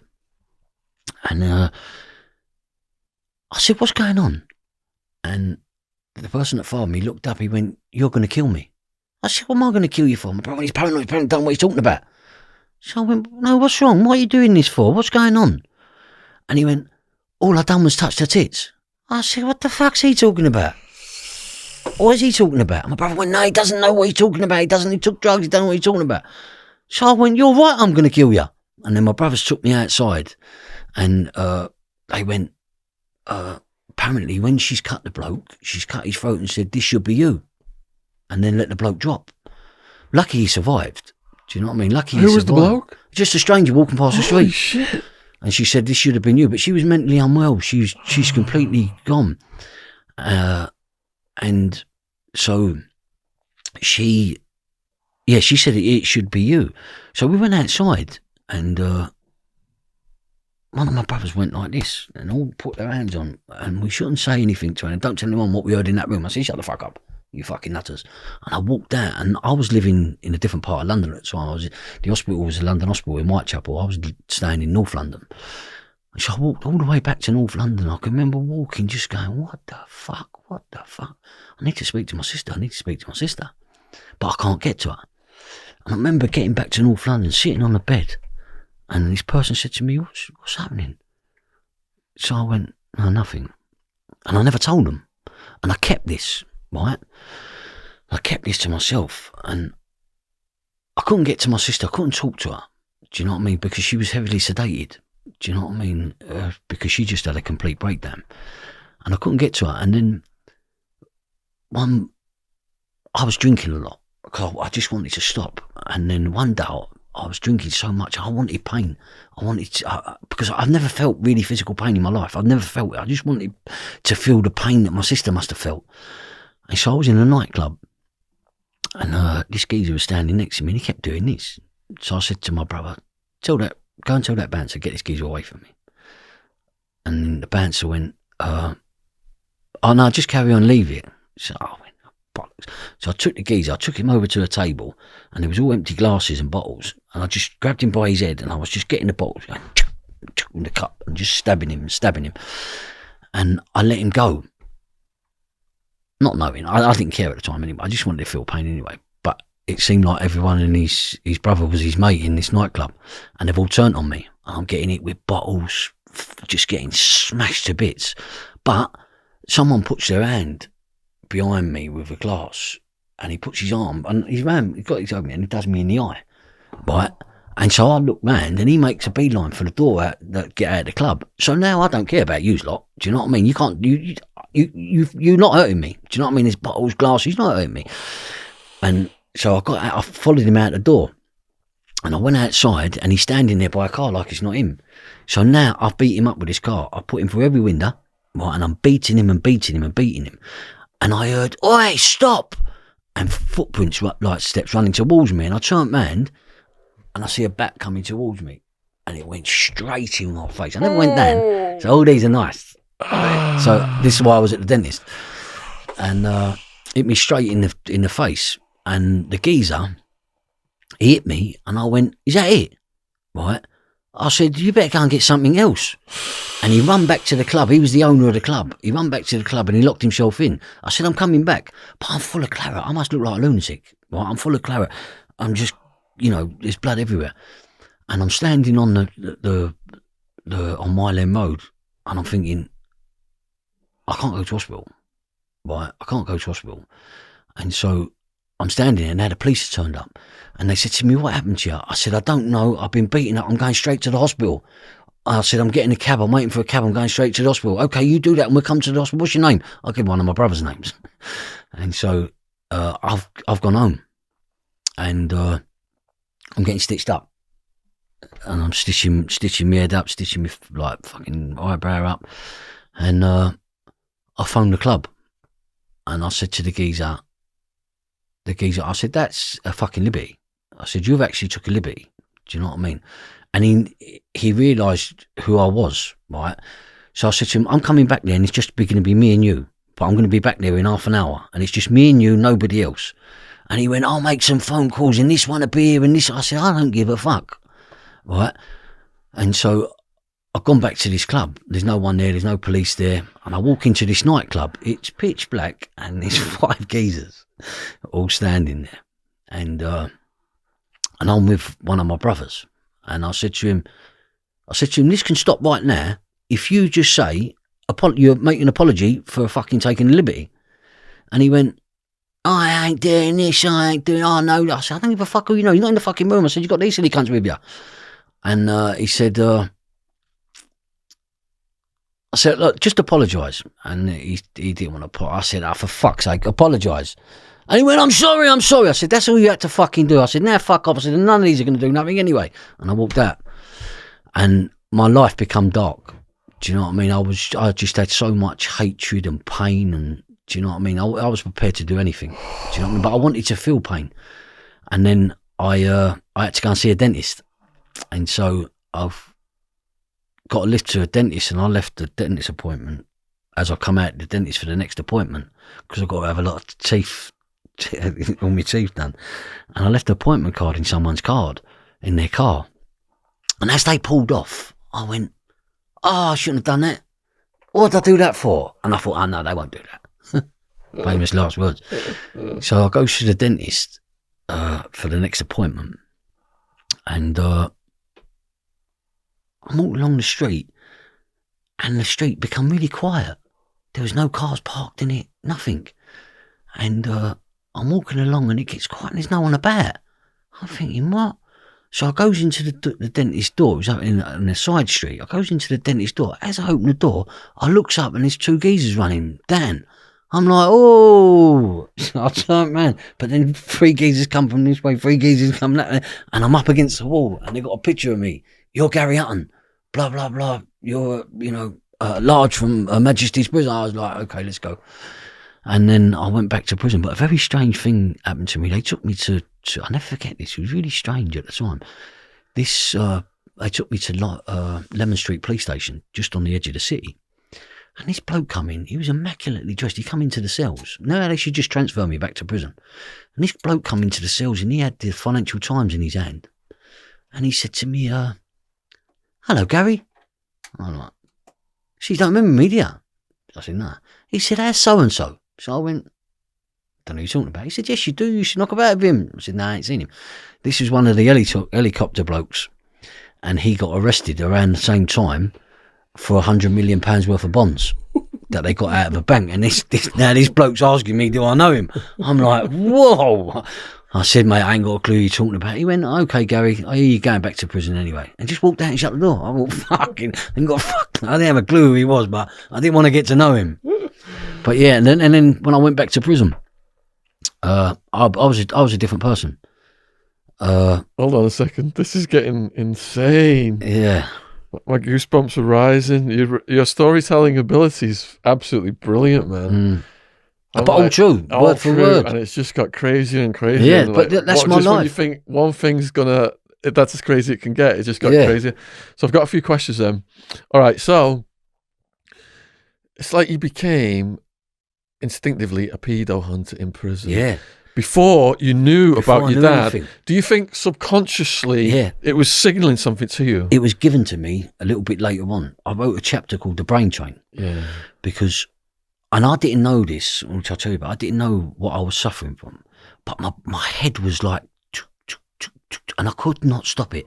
And I was just thinking and thinking and thinking and thinking. And one night I was sitting in my cell, and but I could see parts of my life. And it was like I was in a tunnel and I was the train driver, and I could rewind, I could press stop, and I could watch things and look at things like pictures. And this was all in my head. And I was like, and I was seeing things, I was like, fucking hell, fuck. And one day I was about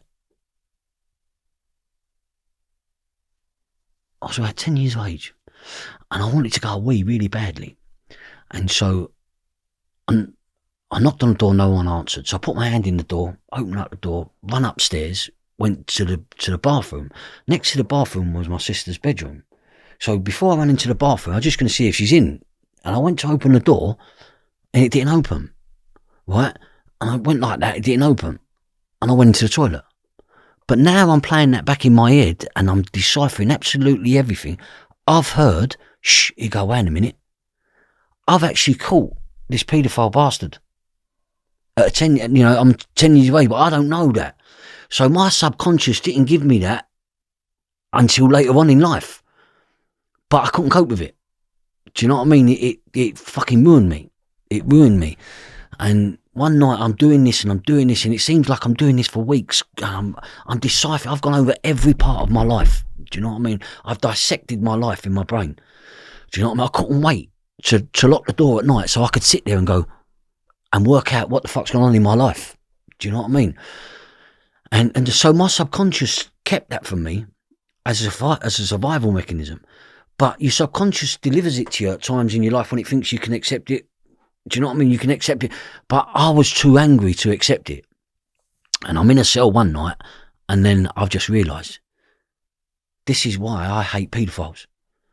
This is why I've got a hatred, a burning desire to hurt paedophiles in any way I can. And I just exploded, and I went mad, right? And the alarms went off in the prison, and a prison officer comes to the door, and he's looking through, and he's going, Hutton, calm down.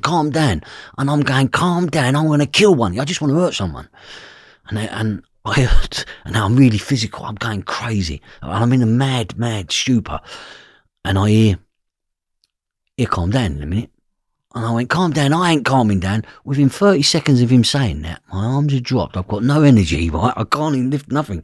And I'm bending metal with the prison beds. I'm breaking it. I've got strength from, so I could not do that now. I wouldn't be able to lift one up. And I'm bending the prison beds, and I'm breaking them, and I'm smashing everything. And he said he'd knock himself out in a minute. As soon as 30 seconds after he said it, I just went, look. And then the door swung inwards. They all come in with masks and shields, and they put me up against the wall. And now I think, okay, I'm all right now. But I'm not. Do you know what I mean? And they just picked me up. They tied me up. They trained these people. So my toes ended up the back of my head. They've tied me up, and they've took me down to the segregation unit. And I was laying there, right? They're on top of me, right? And I want to kill them, right? And I said, and they're laying across my legs, holding my arms down. I'm laying on the floor. And I said, as soon as I get up, I'm going to hurt one of yous. I'm definitely going to hurt one of yous. And they're going, just hold him. Right? And the nurse come out, because I must have looked like a crazy man, right? this nurse, and I see this nurse, she had like a white overall on, and she come over, and she had this little black thing it was in a jug, about that big, and at the bottom was a black thing. And I see her come over, and one of them held my mouth open, and one grabbed my throat, and I got out, and they put this thing in my mouth, and just dropped this black thing into my mouth, right? And I'm thinking, I ain't fucking swallowing that. I don't know what it is, but I ain't swallowing it. And I went, and he went, I swallowed it. And they went, get off of him. I said, right, okay then, now we see. Well, as they've got off, I can feel this heat running from my toes, and it's going up my legs. And now I can't move my legs. And then I can feel tingling in my hands, and it's rising up my body, and it's getting hotter and hotter. And I'm laying there, and I'm thinking, Jesus Christ, no one ever told me about this when you go shoplifting at 9 years of age. You say you can end up. Do you know what I mean? It wasn't explained to me. And I'm laying there, thinking they're killing me. And it rose up. I was out. I woke up, I don't know if it was 7 hours, 7 days, 7 weeks, 7 months later, and I'm looking about, and I'm thinking, wow, what is this? And it's all padded, and I'm laying on this mattress, and I look like this, and I'm looking for my hands, and I'm like, where's my hands? My hands are gone, and I'm laying there, and I'm thinking, this is some weird shit. I'm laying there, and I'm like, where's my hands? My hands are not there. And the door opens, and the prison officer said, sit up, right? So I sat up, I'm a bit groggy, I sat up, and he said, I'll undo the jacket for you. I'm like, what jacket? What's he talking about? And he undoes these belts and my hands appear. I'm like, shit, that's where they've been. They've been like this for God knows how long. Do you know what I mean? I couldn't find my hands. And he said to me, I want to have a chat with you outside in a minute. You're going to have a shower. And he keeps shouting at me. He's looking down at me. I feel, what's he feel? I'm a dickhead. And he said, so there's a towel, some shampoo. He said, I want you to go and have a shower and then come out to the desk and we're going to have a chat. All right, fair enough. So I squeeze over on the floor and I get to the wall. You ever seen a horse or a cow being delivered at birth? Mm-mm. They can't walk. Oh, yeah. Right? Yeah. So I squeeze over and I get up the wall and I stand on my legs and my legs are going like this. And I'm thinking, oh, what's happening? So I stand up and I walk out the cell and the shower room's 20, 30 yards. It takes me half an hour. So, sorry, I think I'm walking like this. I'm actually going up. And I'm dribbling from the mouth. Right? And I go into the shower and the water's on. I can see the water, but I can't feel it. And it's just hitting me. And I'm like, trying to get my... And I walk back to the desk, another 20 minutes, 20 yards, like this. And I sit down, and he goes to me, the officer says to me, sit down. So I sat down, he said, look, things have got to change. So I said, what do you mean? Like, I'm spaced out. I said, what do you mean? He said, well, you can either go back to normal population, do the end of your sentence, go home and have a nice life, or we can keep you like this. I didn't understand what like this was. I think I'm normal. And then I goes back in the cell and I realise that I'm slow and there's all spit on me. I'm like, wow, this is what this means. You know, when he says we can keep you like this, this is what this means. So every day I come round and I was getting better and better and better. And I decided that I've got to get my nut down and I need to get out of here as quick as possible. Because if I tell anyone why I'm like, because they're saying to me that they get free psychiatrists and they talk to me, look, tell us what's wrong. Because what I done was, when they've put me back onto normal population, I said, shut that door. I'm not playing your game no more. I'm done. Prison and me is never happening again. Shut the door. If you want to feed me, feed me. If not, I'm staying in here. And I washed and I slept and I never opened the door again. Right, and they got me and they said, look, you have to come to the hospital. Because that's it, I'm done with prison. It's not happening to me no more. And so I went, they took me into the hospital. When same thing, if you want to feed me, I'm not coming out of this door. And I stayed in there for 3 months, right? They get free psychiatrists because he's not behaving violently no more. He's just washing, sleeping, and he's not talking to anyone. I'm not talking to anyone. Do you know what I mean? There's people I grew up with in there. Gal, what's happening? Drop me out, see you later. Don't want to talk to anyone. Because of the reason, I didn't want to tell anyone what I found out.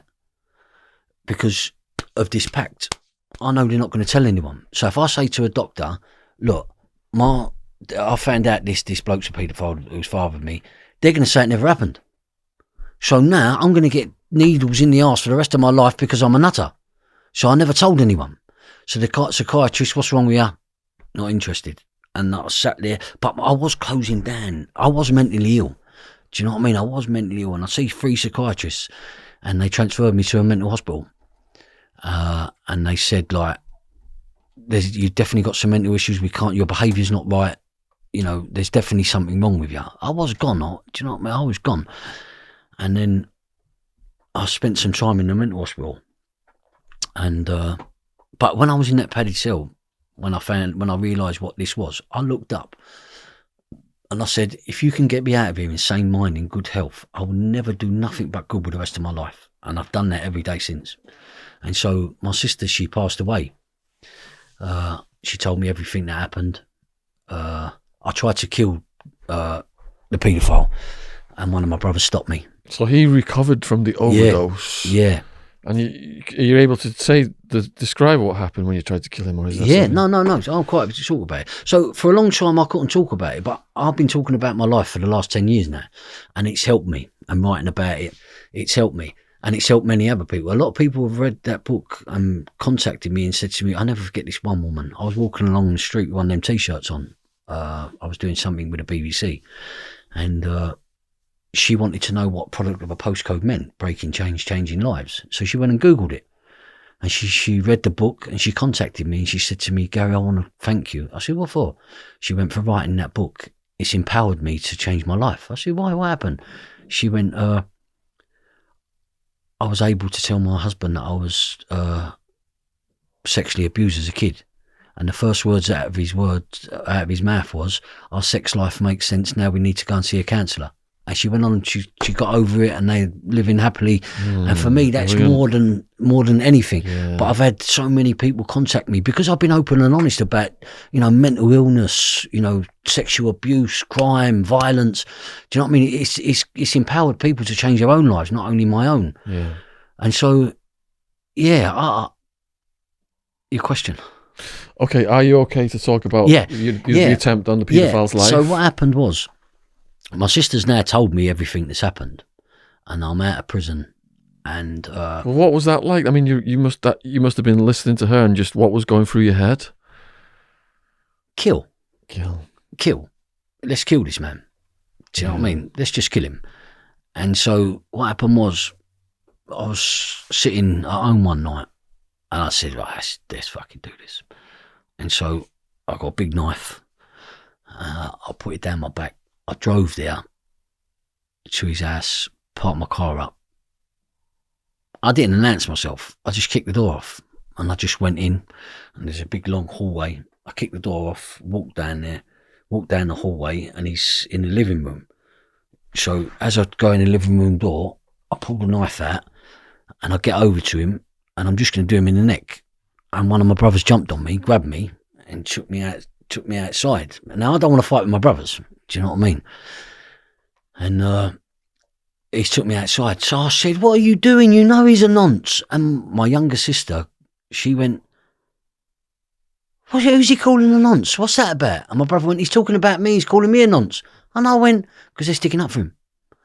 Do you know what I mean? They're sticking up for him. And I'm the nutter. Do you know what I mean? And so... And this is why I never told doctors or anything like that, because they would have nutted me off, because they would have asked my family, said, look, he's saying that your dad's a paedophile, blah, blah, blah. Oh, no, he's not. Bang, just jab him up, keep him in hospital, he's dangerous.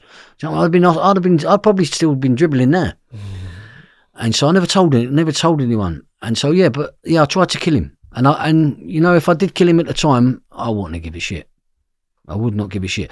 So my sister, she died of a brain hemorrhage because she just turned to alcohol, and her life just spiraled out of control, and she didn't even know she knew she had an headache, but the drink was more important to her. Self-medicating. Yeah, and she never ever told anyone why she would cut the bloke's throat. Never told anyone nothing. She protected him in certain ways, and she died, and it was so painful for me to watch her die. She died of an aneurysm, and I was at the hospital every day. I didn't move from the bed, and she had a 3-month-old baby. and I took her on. She's 20 now. Wow. But it killed me. And so, I mean, you can read in the book, you can hear it by my voice, it's painful. So I went to a funeral and I got a phone call and I said, don't ask me for nothing. I've brought this baby up and you ain't gave a penny. Don't ask me for nothing. You want to bury her, bury her. And I said, I won't be going. And then I changed my mind. I said, no, I'm going to go. And one of my brothers said to me, please don't say nothing. I said, I'm talking at her funeral. I'm going to talk about her life. I said, that's all I'm going to do. I'm going to come in my own car. I'm not getting in a car with none of yous. So I went to the funeral, drove my own car, and I got up and I spoke about half an hour about my sister's life. Do you know what I mean? I never kept that out. And let me tell you something. There was a paedophile in the front row being cuddled by his children. And I can't look at him, and I have to do this for my sister. How do you know that was a paedophile? Because it was their dad.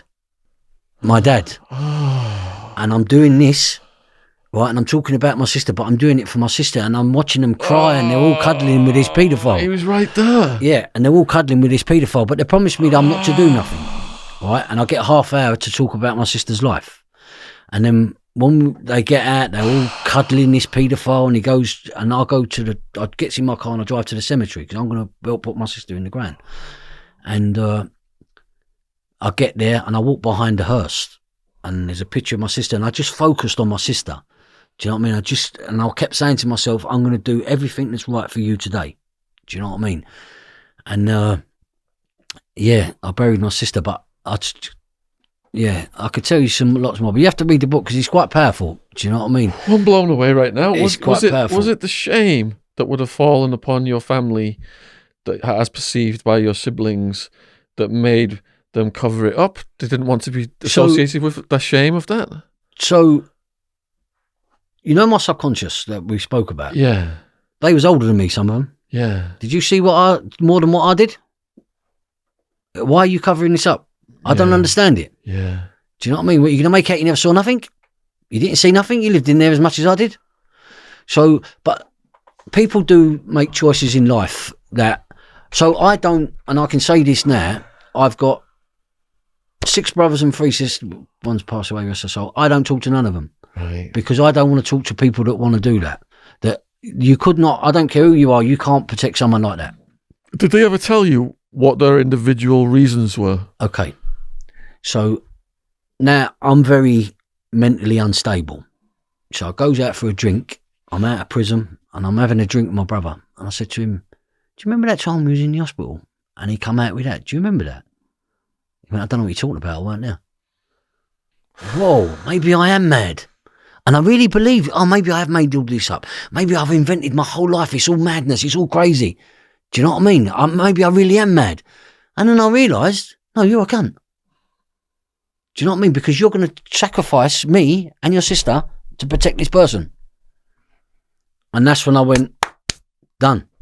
Because if I'm there, that's when I realised, whoa, you're prepared to do anything. Do you think, all right, because your parent is like your God, like you say. Yeah. Do you think it would be too traumatic for some of them to accept that he did it? It would just break everything down they'd ever believed in their lives. They chucked him out of the house. Oh, they did? Yeah. And none of them had nothing to do with him, but except for one brother took him into his house. Yeah. Which I went man there and said to him, look, you have to get him out of your house. He phoned the police on me. Yeah. So for whatever reason, everyone has their own reasons. Mm. Do you know what I mean? But you have to live with that.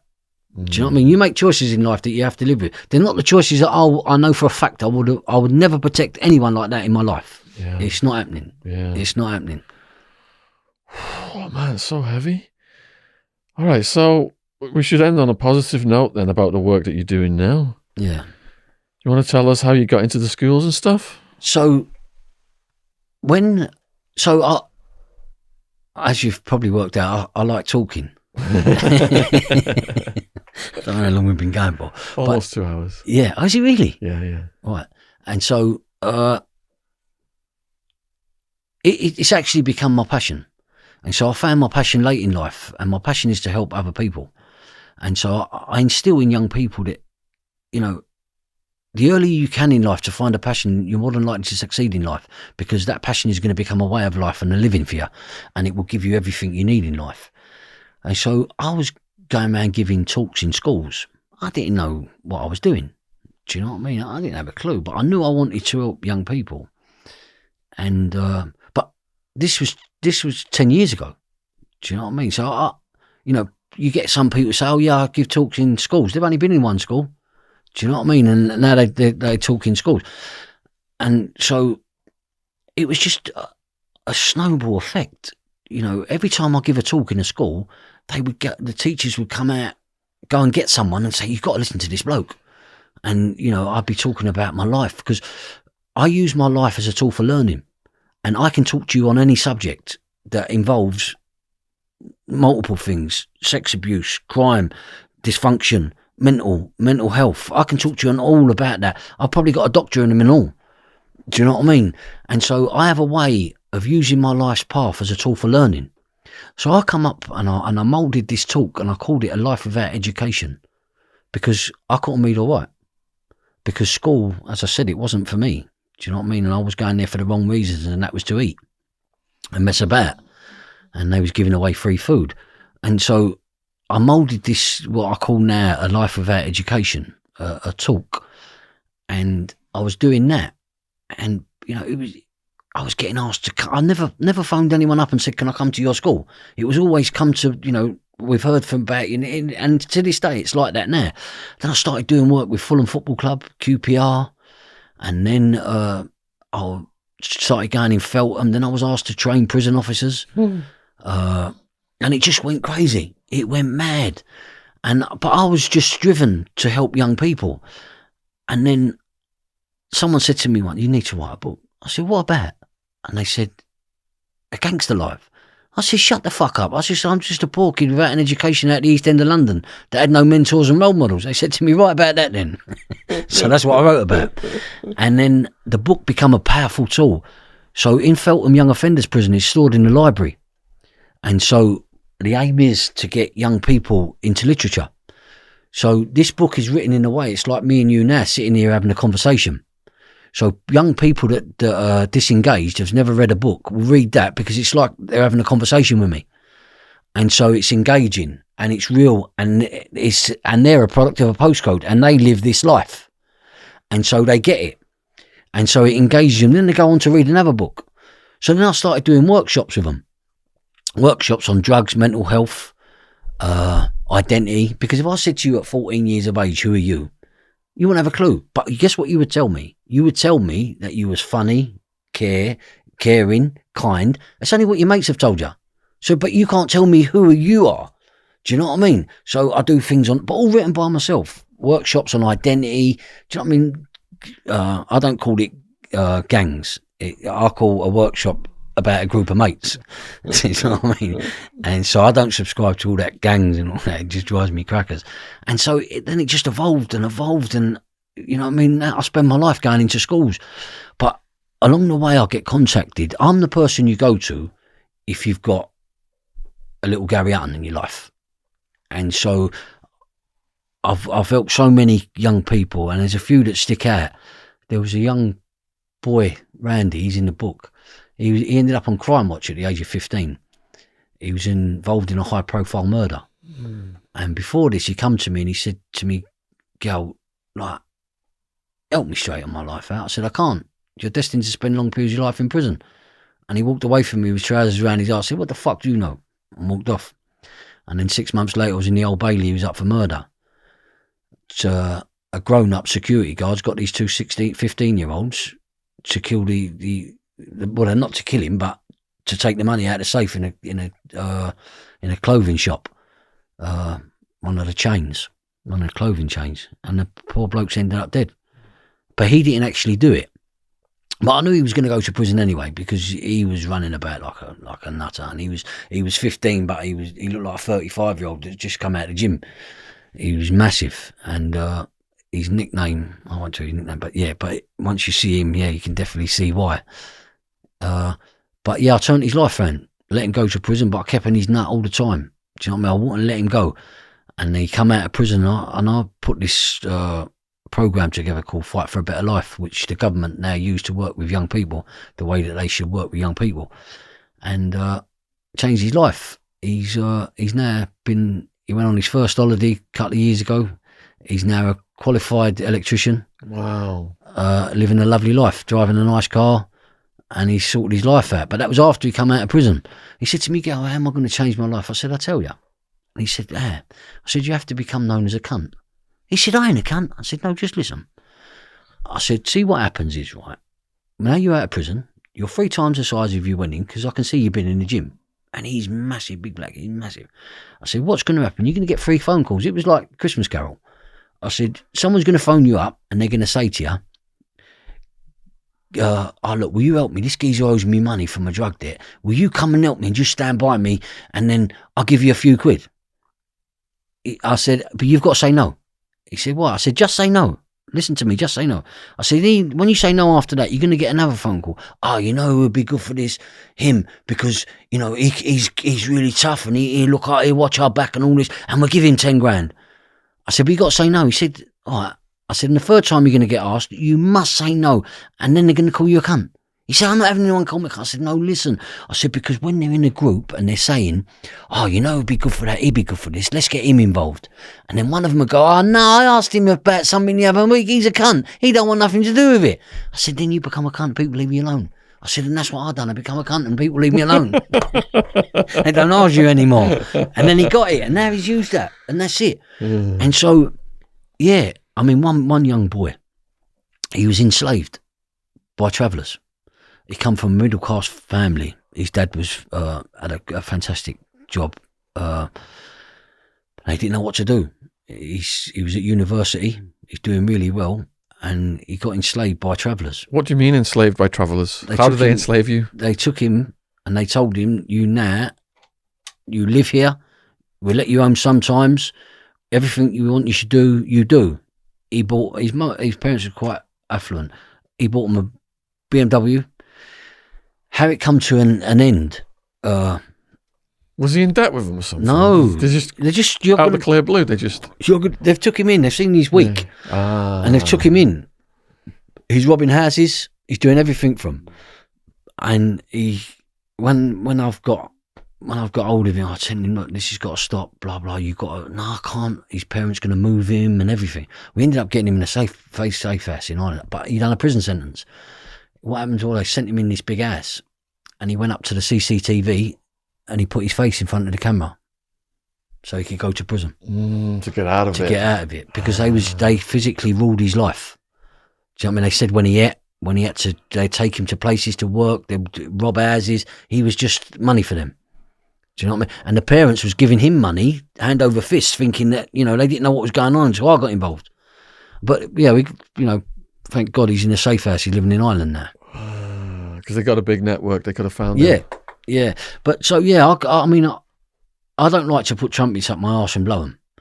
And so I believe I've lived my life the way I have. It's given me the skills and the understanding to connect and work with these young people. Everyone thinks, oh, yeah, I'm going to do this.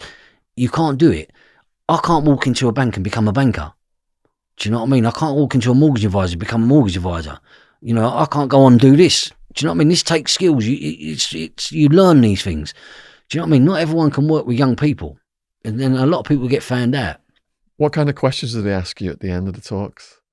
Do you know, honestly, and I say this in schools, they don't want to ask me nothing. Really? No, because they start to realise that I'm very streetwise, and they feel embarrassed to ask something just in case I show them up. Right. Do you know what I mean? Which is, in a way, intimidating. No, in a way, not intimidating. They just know that I'm very clued up. Yeah. But in a way, it's good because it's making them think sunk in. that they're not really living this life. Yeah. Do you know what I mean?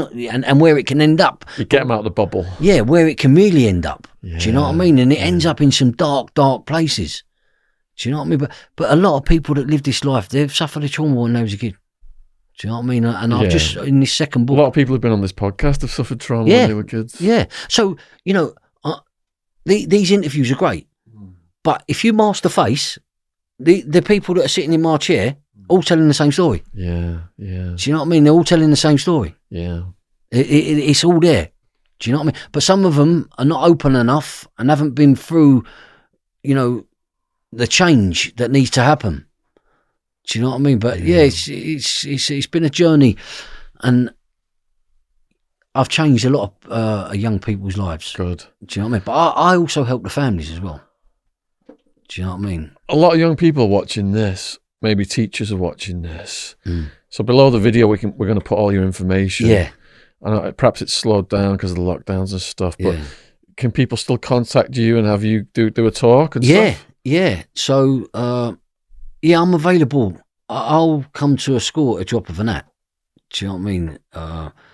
There's nothing, if it involves a young person, I would help, I would do whatever I can. Yeah. And so the charity I set up become an alternative education provider. And so it's recognised across London boroughs working with the councils. Wow. And, a kid that couldn't read or write, Yeah. had no interest in academia whatsoever. Yeah. I ain't done too bad. Fantastic. I haven't done too bad. And there's a lot of projects that are going on. As I say, I'm writing a second book, which comes out next year, Out of the Darkness into the Light. And it's about the transformation and the inspiration. Where does it come from, and how to inspire people to make the changes needed to live a life away from dysfunction. And if people watching this want to get this book, is it available on worldwide on Amazon? So if you go on Amazon, you can download the book on Amazon. It's £3, but it's a £3 donation to the charity. Yeah. So it helps us go out and do the work that we're doing. Yeah. And so yes, it's got some great reviews. Some of them I'm like, wow. Do you know what I mean? It's just unbelievable that the book, and do you know, honestly, I've never read it. And I tell you why I never read it. If you read it and you said to me this story, I would be able to tell you like that because I lived it. Yeah. Do you know what I mean? Same as what you could do. It's because you lived it. Yeah. Do you know what I mean? And it resonates, you know what I mean, with people, and it's helped so many people. And I'm so glad that I read it. But if you don't read this one, the second one won't make sense. Yeah. Do you know what I mean? Because in there is dysfunction, everything. Everything's in there. Do you know what I mean? I'm going to download that tonight. So I urge other people, if you're out there, please support what Gary's doing. Please. And is there anything you'd like to say in conclusion to the people watching this? Yeah. So I'm just working on a project now that's going to change the way we work with young people, dysfunctional young people. I've had this idea for 10 years. And so now I've worked everywhere. And I knew when I come up with this idea, it's not happening. And I've been in everywhere. I've been in schools, I've been in prisons, I've been there, everywhere there is to work with young people. I've been in children's homes. Do you know what I mean? I've been everywhere. And I know that there's nothing out there like this. And so this project that I'm working on, hopefully it will go across the country. But it's only, see, I've got an addiction. And I developed this addiction at a very young age, and it's called money. And so I can't have vast amounts of money. And my partner will tell you, I have £20 a day in my pocket, because if I have any more than that, I can turn that into whatever I want, and then I become an international playboy and start getting on planes and nightclubs, and that's my addiction, and that's why I don't take money from nothing. Do you know what I mean? I just want to change young people's lives, and I believe I've lived my life the way I live to be able to do that. And but one thing's for sure. We're all a product of a postcode. Our mentors and our role models make us what we become in life. Products of a zip code in America.